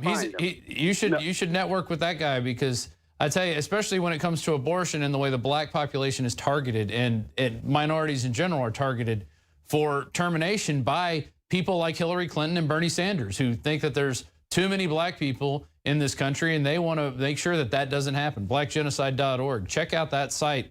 Reverend Childress is in your area. He's a great guy. And, you know, we need more people that think alike to get together on these issues because people don't want to come out and talk about abortion at this point. They're just afraid, you know, it might rub people the wrong way or you're against women. No, it's a big time women's health issue, and we need to educate women on what it does to their bodies when they go in for these procedures. Yeah, well, you know, and see, I'm beginning to go to some of these churches because as far as I'm concerned, being a minister, a lot of these churches are not doing their job. I look at what's going on. I don't hear any of them call. Hey, Al Sharpton, where are you at? All this stuff going on. Where are you at? Sit yourself down. This is from Al. Okay? Now, but one thing I want to share, which I don't hear in the church, is, you know how y'all been talking about the 666. Very quickly, in the early Greek is not 616, it's 66. I mean, it's not 666, it's 616. So when you add, you get the number 13. It is in the 13th chapter of the book of Revelation, the 18th verse, which is the 3 6s. You add the 1, the 3, the 1, and the 8. Again, you get the number 13. You add the 13 and 18, you get a 31, a backwards 13. You see, this is the same number that identifies the New World Order or the beast system. You take there's 31 words in a verse, 117 characters, 9 times 13. God was showing us how they would try to hide the number of the beast. So when you add the 616, it's the number 13. Bank of America, 13 letters. Bank Americano, Bank Americard, JP Morgan Chase, Morgan Stanley. You take the McDonald's logo. It looks like the golden arch in the bar. You turn it to the side, you see a 13. You look at Baskin-Robbins' new logo, Baskin-Robbins 31 flavors backwards 13. That first letter, since when is a B, a 1, and a 3? But they put it in people's face because these people are asleep. And well, they don't see it. They absolutely do put it at that. I mean, we see it with the logos, all the hidden. Al, that was the most numerology knowledge I've heard dropped in 30 seconds in a long time. Listen, what you do will open the eyes of the people. Every place you see that 13, you put the 666 and you'll understand where we're at. There you go. Thanks for calling in, Al from New Jersey. Let's go to one more caller, and then we have our Skype account. Oh, boy. We're going to open it up. Oh, I didn't grab the right one. No. Well, tell him he's got to wait in line. Yeah. We have John Bound going to call in. I want to get a couple more Skype callers before we let John Bound in. Call Alex Jones on Skype, and y'all can call in now. We will get John Bound on, one of our great producers out there who does some amazing reports, and can't say enough about him. The guy is just consistent. Phenomenal. Every day. Let's go to Kevin in Atlanta. Point of the whole anti-establishment movement. People are sick of what's going on, right, Kevin? Are you sick of what's going on? Oh, I've been sick of what's going on for a long time. Yeah, I'm sick and tired of being sick and tired. Right, exactly. I'm a Ron Paul revolutionary, 2 elections. Yeah. And just been an online activist. And so I'm definitely out for what's going on there. And I see really what I learned from that experience is that, you know, why we would like to have the ideological masters, you know, to come through and have these great debates and be able to have a Ron Paul or someone like that, uncorruptible, actually win an election. I realized that as hard as we tried to get him a win, the establishment was just against us. We had no choice. Yeah. So what we need Mr. Wolf, man. We need Pulp Fiction. I kind of think of this election as Pulp Fiction, right? There's the 2 guys standing there covered in blood. They represent the Democrats and Republicans, and you know they got a mess. They don't know how to clean it up. We call them the Wolf. The Wolf comes and cleans house. But see, to me, the anti-establishment is both sides, and we kind of need to learn to unify ourselves. You know, as much fun as it is to pick on socialists, you know, most of these kids are just ideologically subverted from college. I mean, it's exactly what's going on with them. They have no idea why they think the things they do, or why they think these ideas are good. And they've been brainwashed, so they're victims. That's the kind of the way I look at them. And I have a lot of good friends like that. They're smart people. They just don't have it because they've been sucked in. And no matter how hard you try, you can't really wake them up. So we got Trump on one side and Sanders on the other, and then we have the establishment uncloaking right in front of us. I think it's a time to reach across and say, okay, put the ideological differences down for a minute. We'll have that debate later once we have a fair system to work with. And we clean house. We let Trump go in there and put some of these guys in jail. We help clean up the Democratic Party at the same time. And maybe it's just with the Sanders people or someone like them, but not the Clintons, not the people that are in there. And then we have a fair system to work with. Eyes should be open. I think the more we turn against each other right now, the more that the Sanders people buy into the Koch brothers scheme of villainizing Trump, and the more that the Trump people buy into the fight because they're not scared to back down and attack the Sanders people, that's the establishment winning every time. You know, because we're never coming together. We need to come together as the anti-establishment. As Joe Salenti said, the rise of the third party. There you go. The anti-establishment, you know? And I think it is Trump kind of manifesting that. And maybe you'll see Trump and Sanders, if they both get outed somehow in these Republican and Democratic nominations, they'd like nothing more than to see Hillary Clinton. I think they'd like to see Hillary Clinton versus Jeb Bush, and they know they have their man in. But I think you're going to see, if Cruz gets the nomination, you're going to see him pick Jeb Bush as his running mate. And then I think you're going to see a Bush presidency again. And I don't want to say how that'll happen, but we all saw what happened to Reagan back in 1981. So, right. You know, as soon as that happens, everybody's going to turn right around and forget about this entire thing, right? No one's going to claim the parties and take them over. No one's going to clean house. No one's going to get fair elections. The majority of the people don't want the house clean. They like the way things are. They like the fact that they're in control and it's predictable. Bernie Sanders just answered an interesting question about how he was a big supporter of Daniel Ortega. Well, the question was, Cuba. you know, what's the difference? This was like a pretty important question. You know, what's the difference between, there's a lot of people, obviously, that are coming from Cuba, other places that are really concerned about this socialism and communism. They're fleeing it. What's the difference between what you're offering and that? And he didn't even answer the question. No. What he said was, well, it's so bad that America goes in and tries to overthrow these governments, which I agree with. They shouldn't overthrow these people, especially if they're democratically elected. But he didn't answer the question and say what his version of socialism, how it's going to be different than somewhere in Venezuela or, you know, where it eventually in other places leads to communism. He avoided, and that's what we are trying to say. It starts out with freebies and equality and, you know, fairness, and it leads to tyranny and poverty every single time. Let me break it down for all the commies out there, socialist commies, that look, you're never going to have your perfect socialist system. You're never going to have it. Why? Because humans aren't perfect. Humans are not perfect Especially people. not when they get a little bit of power. Exactly. So you're never going to have the socialist utopia that you think you're going to get with your free college and your free healthcare and everything's for free and it's all run by robots and everything's great. It's not going to happen because there's too many humans in the mix that are going to muck it up. Just like you're never going to have perfect capitalism.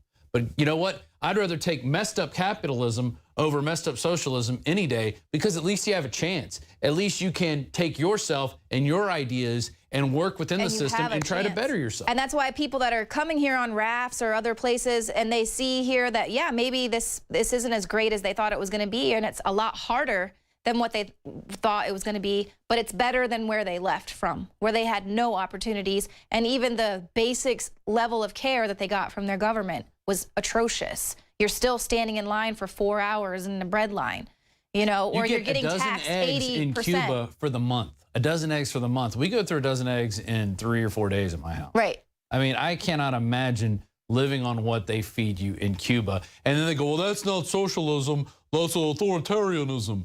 It's the same thing, bro. Yeah, or you get your subsidized government housing and you live inside of a box in these huge roach motels that they don't fix cracks in the walls, and so they get mold, and they're tiny little things with 8 people living in 200 square feet, and that's just totally normal, and that's what you live in. And these are apartments that you have to wait sometimes years to even be able to live in these government houses, and, you know, even then it's not going to be anything great, and you can't buy a house.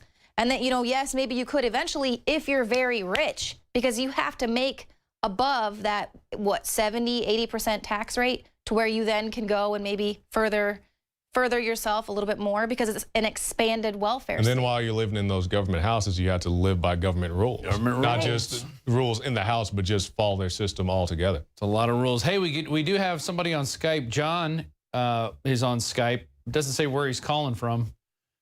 He wants a rebuttal of the, it's John Bound. No, John Christopher is on Skype. He's the guy that called in the other Okay, a rebuttal of those who accuse Trump of making fun of people with disabilities. John, are you there on Skype? Yes, I am. How are you guys doing? Hey, we're doing good. Oh, you called in last time. Yes, I did. Hey, so somebody said you had a talk show. Is that true? Do you have your own little internet show? Go ahead and plug it. I'm sorry? Go ahead and give it a plug. Okay, well, guys, my show is The Truth War. It's the J-Man Show. That's my nickname. But you can go and find my show at thetruthwar.weebly.com. And truly, I've based my platform off of you guys. So you guys are a big inspiration, and I hope to work with you one day. Right on. How old are you? I'm 18 years old, sir. Okay. All right, so what do you want to say about Trump? Well, this is what I want to say. These people, especially the reporters, when Trump came out and made some joke about a reporter, and everybody lost their minds and said, oh my, he makes fun of people with disabilities. Let me just say, what the media fails to do is go and ask somebody with an actual disability how they feel about that. I'm a wheelchair user, so I can tell you firsthand, I don't care. We've gotten to a point where we're too politically correct. And you know what? As far as I'm concerned, he can say what he wants. There we go. Sorry, I thought we lost you for a second. Yeah, I thought. Yeah, no, you make an excellent point. The media just tells you what they want you to say. Oh, well, everyone is offended by this. But did you actually go and ask the Muslim women that went to the event? Yeah, and said, I mean, why are you here at Trump's event? It's ridiculous. I mean, for Bernie Sanders to come out and say white people don't know what it's like to be poor, I could flip that around and say, okay, are you going to say white people don't know what it's like to be in a wheelchair? I mean, these people have a weird doublespeak about them. It's really, I mean, it's messed up. Yeah. It really is, and it's disturbing that we've allowed our culture and our language to be captured by these people who really don't have the best interest of the country or the people that they claim to be serving, you know, in their hearts. They have their own special interests. Bernie Sanders has his own special interests, and it's for big government. And so every big government person likes Bernie Sanders because they want to see more big government. And like I mentioned earlier in the broadcast, this whole superdelegate system was put in place in the 80s because the Democratic Party did not want Jesse Jackson to get the vote. They wanted their establishment candidate to keep that vote. And he was like this populist uprising, Reverend Jesse Jackson. And they were like, we got to do something to make sure. And Walter Mondale got decimated. He got decimated by Ronald Reagan. I remember that was in '85. I was in the 5th grade, and we had a big project. We were covering the campaign because they were teaching you to like buy into the system in public school. You got to buy into the system out there. The system's really good. It's gonna for Democrats and for Republicans. We didn't talk about libertarians. We didn't talk about how the government. I didn't even know there was a libertarian party until I was an adult. I didn't either. I had to go find that out myself, and I'm like, there's a third party. A third party? What is this? How dare there be a third party? They told me it's Republicans and Democrats. Yeah, your whole life. Yeah. Ridiculous. John, Christopher, thanks for calling, and plug your show again. How can people find your show? Oh, well, again, you can go to thetruthwar.weebly.com.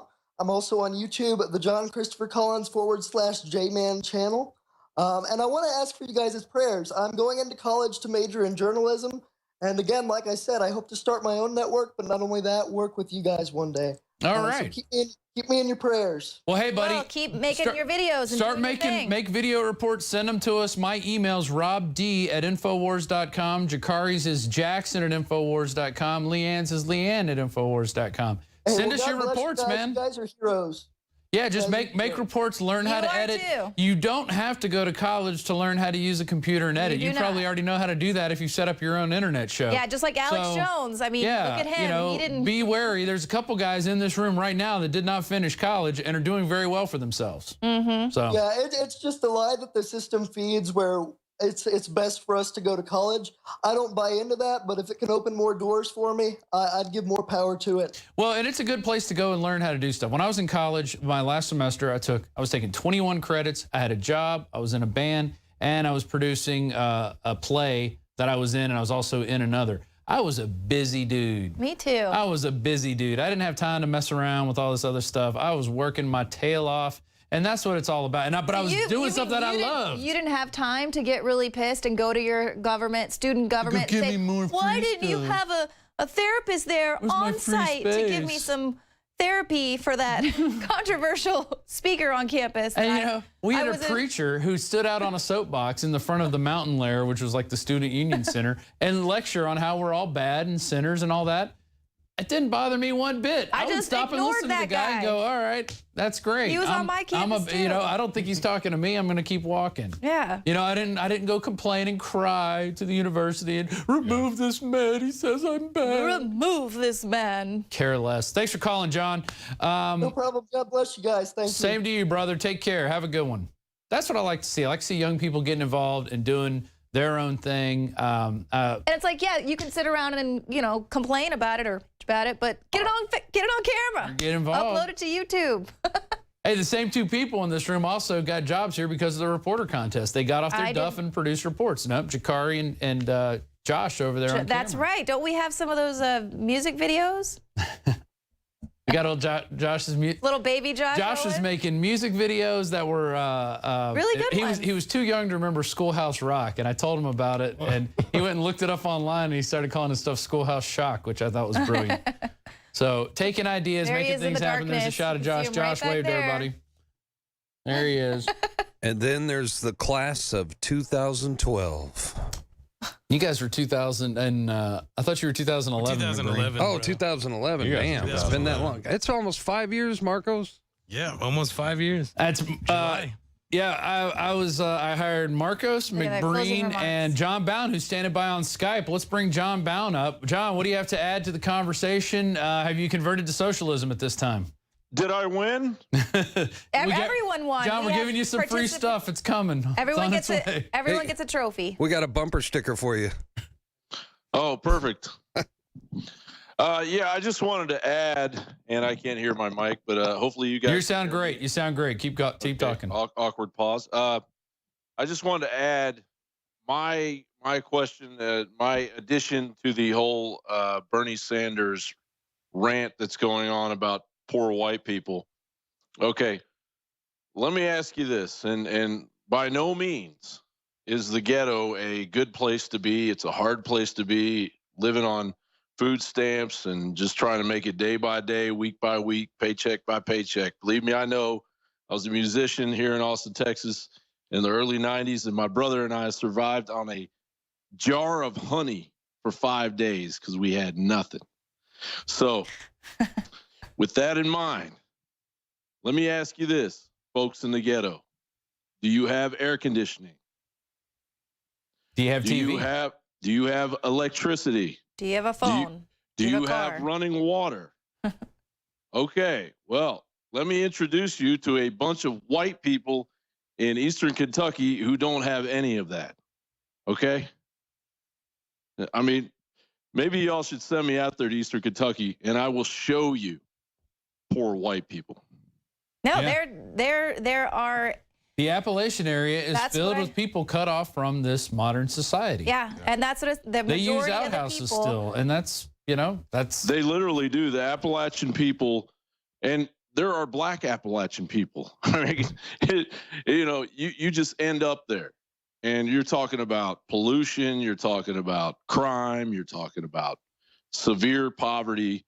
And what is the statistic on children in this country that are actually living under the poverty level? It's something like, what is it, 1 in 5? It's staggering. Very high and unacceptable for the fact that we are supposedly the richest country in the world. American children. Which is why Bernie Sanders' message resonates with so many people, because he's not wrong in the fact that if you look at how the country's been going in the last few decades, there really is this huge inequality, this huge disparity. But the fact is, the people at the top in the government, those lobbyists that are going to be the super delegates that are going to make sure Hillary gets in, want her in because she is going to keep the system going just the way it is. Her and her buddies on Wall Street and all those lobbyists, that they want the system. They've been working for decades to make sure it's just the way it is right now. Hillary is going to drive us into a pit of hell, and so would Bernie. I don't know if you've noticed, but the Rothschilds are sweating bullets over in Europe. They've been indicted. Baron David de Rothschild is being pursued by a French court all over France, and they can't find him apparently, which is odd. Then Benjamin de Rothschild, the Swiss branch of the Rothschilds, is being probed by the French government. And then you have the FBI with what's going on with the FBI right now, with Hillary's emails and with the investigation into Hillary's emails. Mm-hmm. And so they're threatening revolt at this time. And they want to push forward on that investigation. And Hillary is out there a complete globalist puppet, a representation of the criminal element that is left in in the entire planet, that is pushing against everything that everybody sees as an American. When you look at Donald Trump, warts and all, you still see an American. That's it. He loves America. Obama. You look at Obama, and we've had almost 8 years now. He hates America. I really believe that. You know he hates America. That's why he's been so invested in changing it. Yeah. And he hates Americans. And Hillary Clinton, same deal. Hillary Clinton hates everyone, I think. Yeah. John, stand by. We're going to go to Alan in upstate New York, who's also joining us on Skype. Stand by, John. We'll have you comment as well. Alan, why are you reaching out to us on Skype? What do you have to say? What do you think of this debate today? Well, good evening there, Leanne, Jakari. Good evening. Hi. Rambo over in the other room, and Kit. I just wanted to say I am a relatively short-time listener. Since I retired last year, I got tuned in, and I'm quite a supporter of your fine products. Welcome to the Infowars. Well, thank you very much. I have recently acquired a webcam. I've been starting to do my own little video reports, and you can start looking forward to those. I have one quick question here, and it goes back to something Roger Stone said here a few weeks and months ago, and that is this. Do you think that a landslide, in this case, would hold off or thwart a brokered convention on the Republican side? That's all I need to know. That was just my thoughts.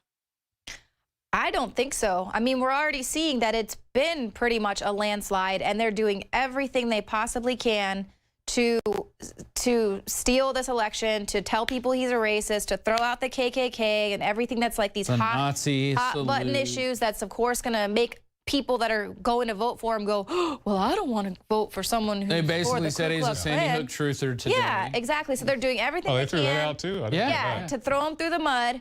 And if it's not that, I think that they're going to have some major catastrophe going on to suspend the election or something to say, well, we need Hillary in there.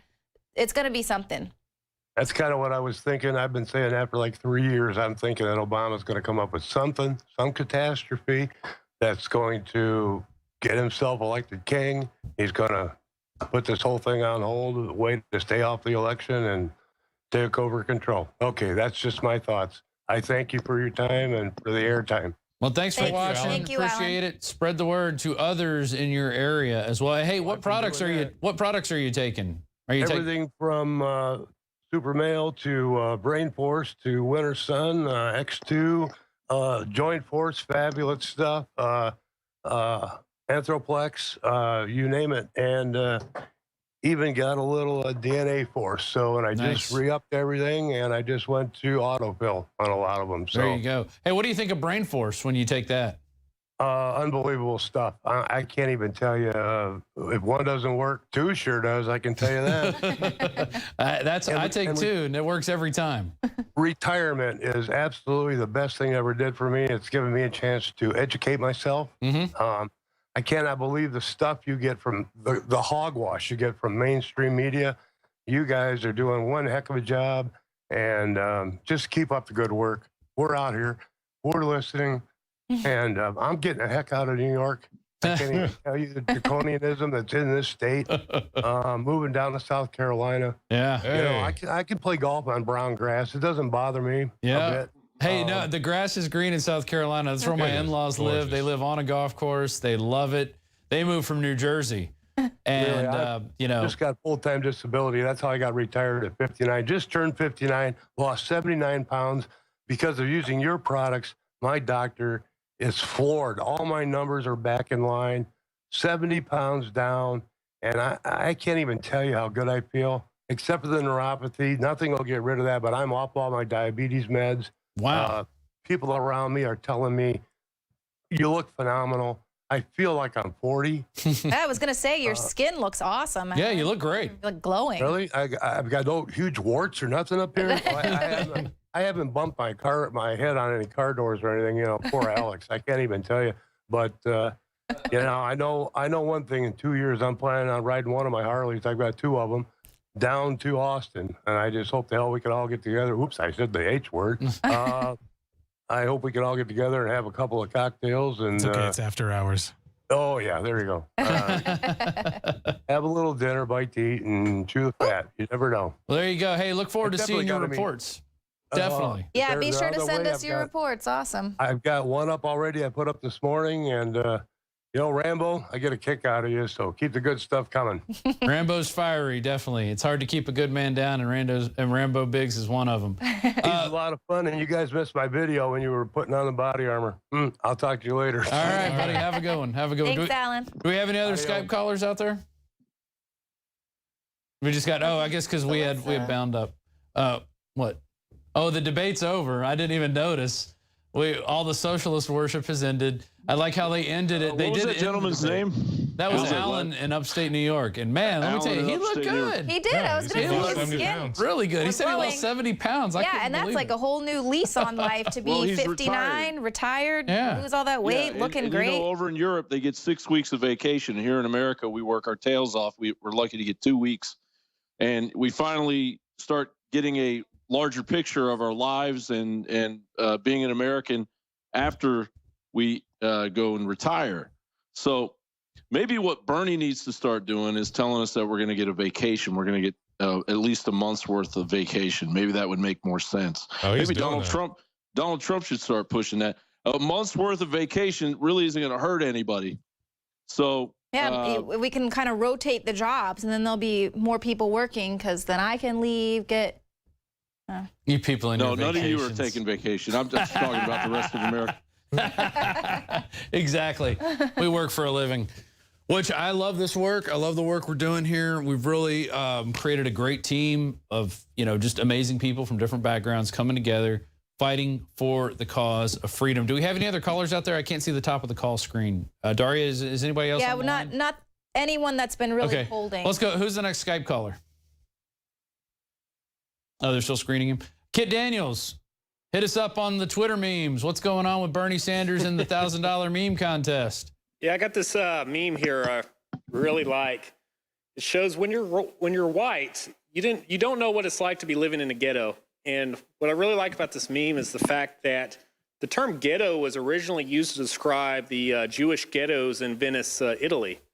So, it's kind of ridiculous when you got Bernie Sanders claiming that you don't know what it's like to be in a ghetto if you're white, when in fact the first inhabitants of a ghetto worldwide were white.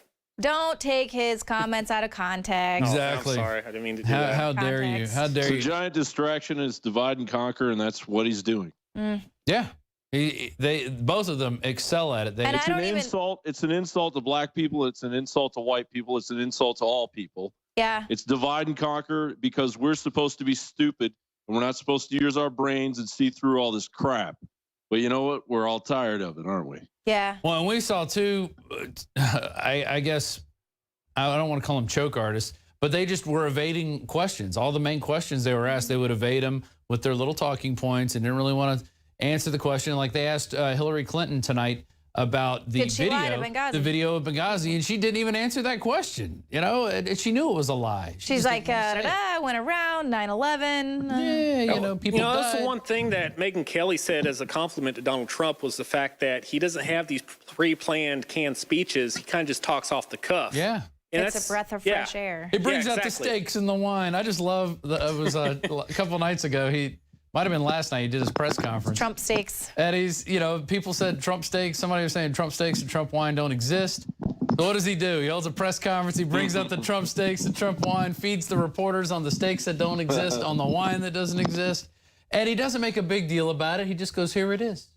Hey, enjoy. Enjoy. Hey, Don, Boise, Ohio, and Idaho.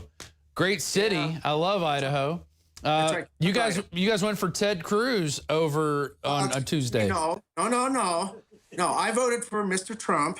Well, that's okay if you voted for Ted. I don't mind. No, I wouldn't vote for Ted. I don't really trust him. Well, how did he win Idaho? Why do you think he won Idaho? I think it's because Idaho is heavily traditionally conservative. The Church of Jesus Christ of Latter-day Saints has a big influence up here.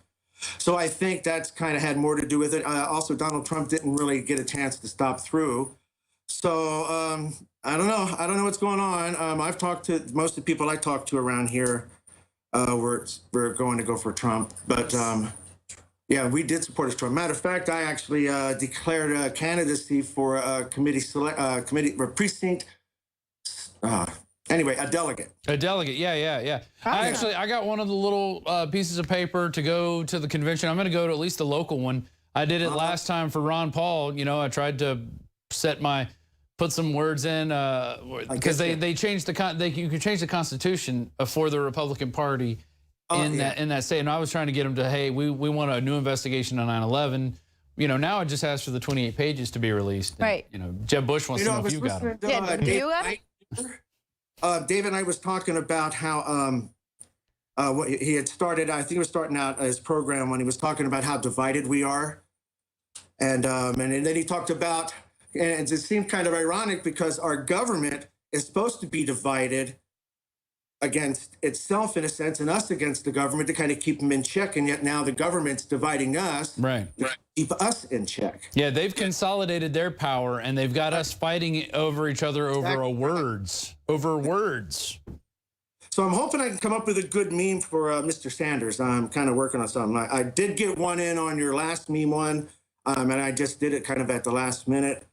Well, that's how all these are all going to go. Which one was yours? Mine had a little bubble thing above Jeb Bush saying, "Ooh, look at the size of Marco's hands." I saw that. I remember that one. Marco saying, "Where are the Oreos?" Yeah, I saw that. Yeah. And I kind of I picked out the finalist. I really went with the kind of the original meme structure, you know, with the words up top and the words up bottom. I kind of gave credence to those more than the other ones, and mainly I remember yours, but the writing is so small.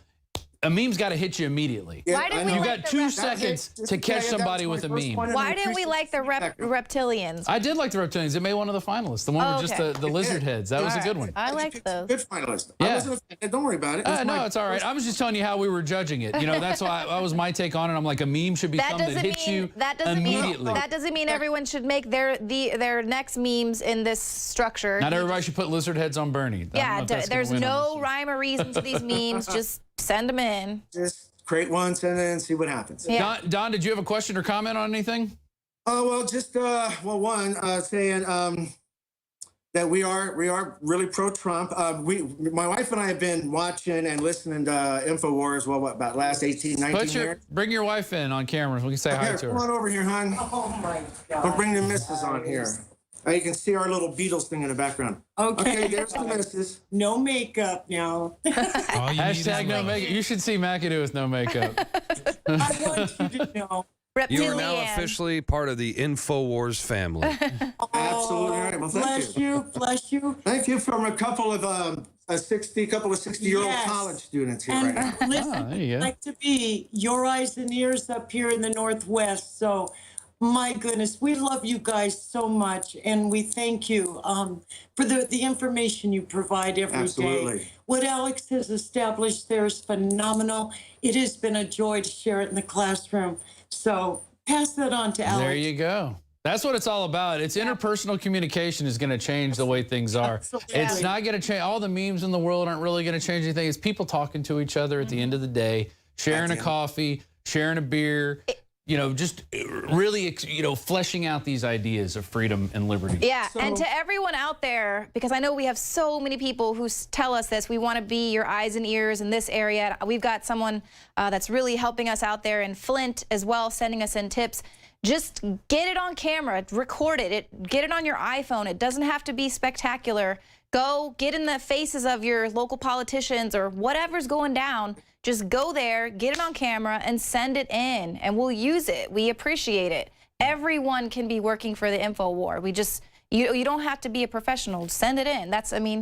Yeah, like 90% of resistance and warfare is actually information and propaganda. And it's actually just getting up and doing something, too. Yeah, exactly. Just getting out. So it's like, just think of how the USSR, dissolved itself, for example. People stopped believing in the system. It wasn't a violent revolution. It's just people started to wake up and saying, hey, this doesn't work anymore, so we're going to change things. It was a blue jean revolution. They wanted blue jeans. At the end of the day, it's, they wanted basic things that they couldn't get. Yeah. Because socialism and communism didn't allow those things to exist in their world. Racist. Yeah.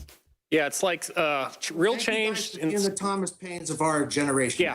Real change today doesn't really Thank you. come away from the cartridge box. It comes from the soapbox.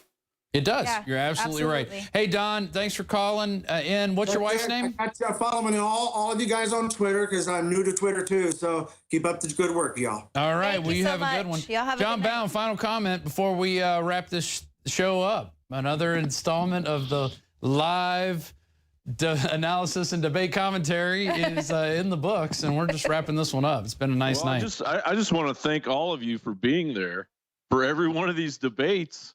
You know, it's got to take a lot of energy and a lot of dedication. My back hurts.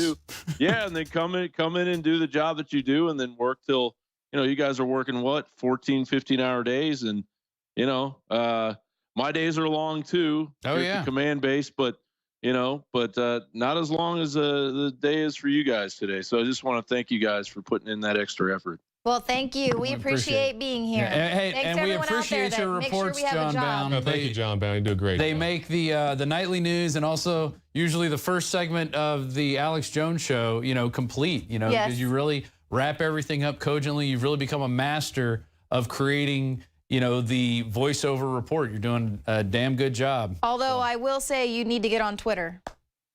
I do need to get on Twitter. I need to get more out there. I definitely do need to get more on social. out there. Twitter's fun. Tweet those and videos. I do want to say, anybody out there in the United States that wants to shoot B-roll with your phone of anything, you can just send it to jon@infowars.com, john@infowars.com, jon@infowars.com.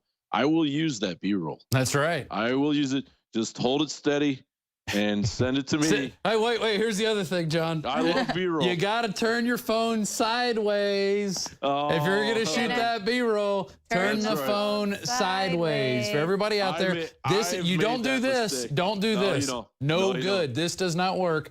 Camera tip 101. Take the phone and do this. Alex Jones told me that. We were at the JFK thing. He said, "What are you doing? Turn your phone sideways." What are you doing, Bound? I don't know if y'all have seen. There's a Prison Planet ad where you see the line of deputized Gestapo coming in to beat us up for our free speech at the JFK rally. That was John Bound. Just happened to go up to change out batteries or whatever, and sees this, captures it on camera. You can actually see the phalanx line of just overdeveloped pus bodies coming at us. I'd gone up to you and said, "What do you need?" You said, "Go back to that hotel and get this certain person, this contact." And then I saw the chaos going on outside, and I ran up to this room that we had to get that shot. And lo and behold, there it was. And that's the whole the point. irony. That's the whole point. You got to be there to get it. You never know where you're going to be. You never know where and so news if you're is in the gonna break. middle of something, turn your phone on and then I'll tell send you it what, to folks, us. being a part of the Infowar, going against the evil that's out there, that truly is out there, you know, and we face it every day. Our lives, our families, our names are on the line here. Alex will tell you, he's been telling you this for years, and we all know exactly what he's talking about. And you can be a part of this too. And it energizes your soul. It makes you feel like a real American. It makes you feel the spirit of America, that you're fighting for America, and it's real. And you're really experiencing it, to go up against the evil that is truly out there trying to crush that flag that my grandpa brought back to me from World War II. There you go. And, you know, everybody out there, y'all should listen to what Alan said. Alan called in from upstate New York, Skyped in, looked great. He's retired. He's taken the products, and, man, the proof is in the pudding right there. That guy looked 70 pounds, he said. Yeah, lost 70 pounds. Mm-hmm. His skin looked better than mine. No, he looked great. He looked awesome. You know, I mean, the proof, we have good stuff. And it's when you buy these products, you're supporting what we're doing. That's it. You're giving us more opportunities to go out there and get more stories, hire more people, you know, really make a difference in what's going on in this world, because we are changing the narrative. By getting in the game, are changing the narrative every day, and it's growing. Right now, it is amazing how fast we're growing, and that's because of you out there. Go to InfoWarsStore.com. Check out some of the products. Get the colloidal silver. It's great. I use it all the time. Get the iodine. I put that in, I drink it with water. I'll take it just out of the dropper. It's good stuff. You know, the Brain Force is amazing. We've got an ad with me talking about the Brain Force in the Louis Farrakhan interview. I know, I love that. I can only take one, but I feel it. It's like ding. I got to take two at a time, but it immediately, you know, 5-6 minutes later, it's all of a sudden, it's like your brain goes, zzz, everything's on, and you're wide awake. Your eyes are like, ding. You're wide awake. Josh was there. He saw it happen. He saw it happen. He went home at, I don't know, 2 or 3 in the morning, and I was still working. Slacker. So, well, there it is. I think that wraps it up. Anybody else got anything to say? Biggs, you out there still? All right, Biggs is probably getting Biggs ready is to... hog hunting. I don't know if y'all have seen his Twitter feed. He went hog hunting last weekend and exercised his Second Amendment and got rid of some dang hogs that, when you live down here, those things are like little bulldozers, man. They destroy land all across the state of Texas. So it's open season on them all the time. Thank you for watching the Infowars.com nightly news, prisonplanet.tv, Infowars news, whatever you want to call it. It's all can be found at Infowars.com/show. All the live feeds, also YouTube.com/The Alex Jones Channel. Thank you for all you out there who've been watching us live. Thank you to all those who are going to get this and pass it along to their friends so they can really see what's going on. You know, this debate stuff is just kind of a backdrop. We know what these creatures of government are going to tell us. They're going to tell us that they are going to save us. If you just put them in power, they will save you. They will make it all better. But that's the furthest from the truth. They can never help you. Only you can help you. Only you can get up off your ass and make things happen. So with that, for myself, Rob Dew, Leanne McAdoo, Jakari Jackson, Rambo Biggs in the Situation Room, Darren McBreen in the control room, Kit Daniels in the Twitter station, John Bound over at his house on Skype, and everybody who participated tonight, thank you very much for joining us, and we will see you next time. Don't forget the website's Infowars.com, and go check out InfoWarsStore.com where you can get some of the Infowars Life products. Thanks for watching. We'll see you next time.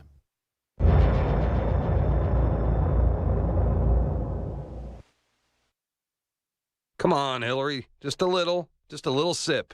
Open up. Come on, take it. Take it.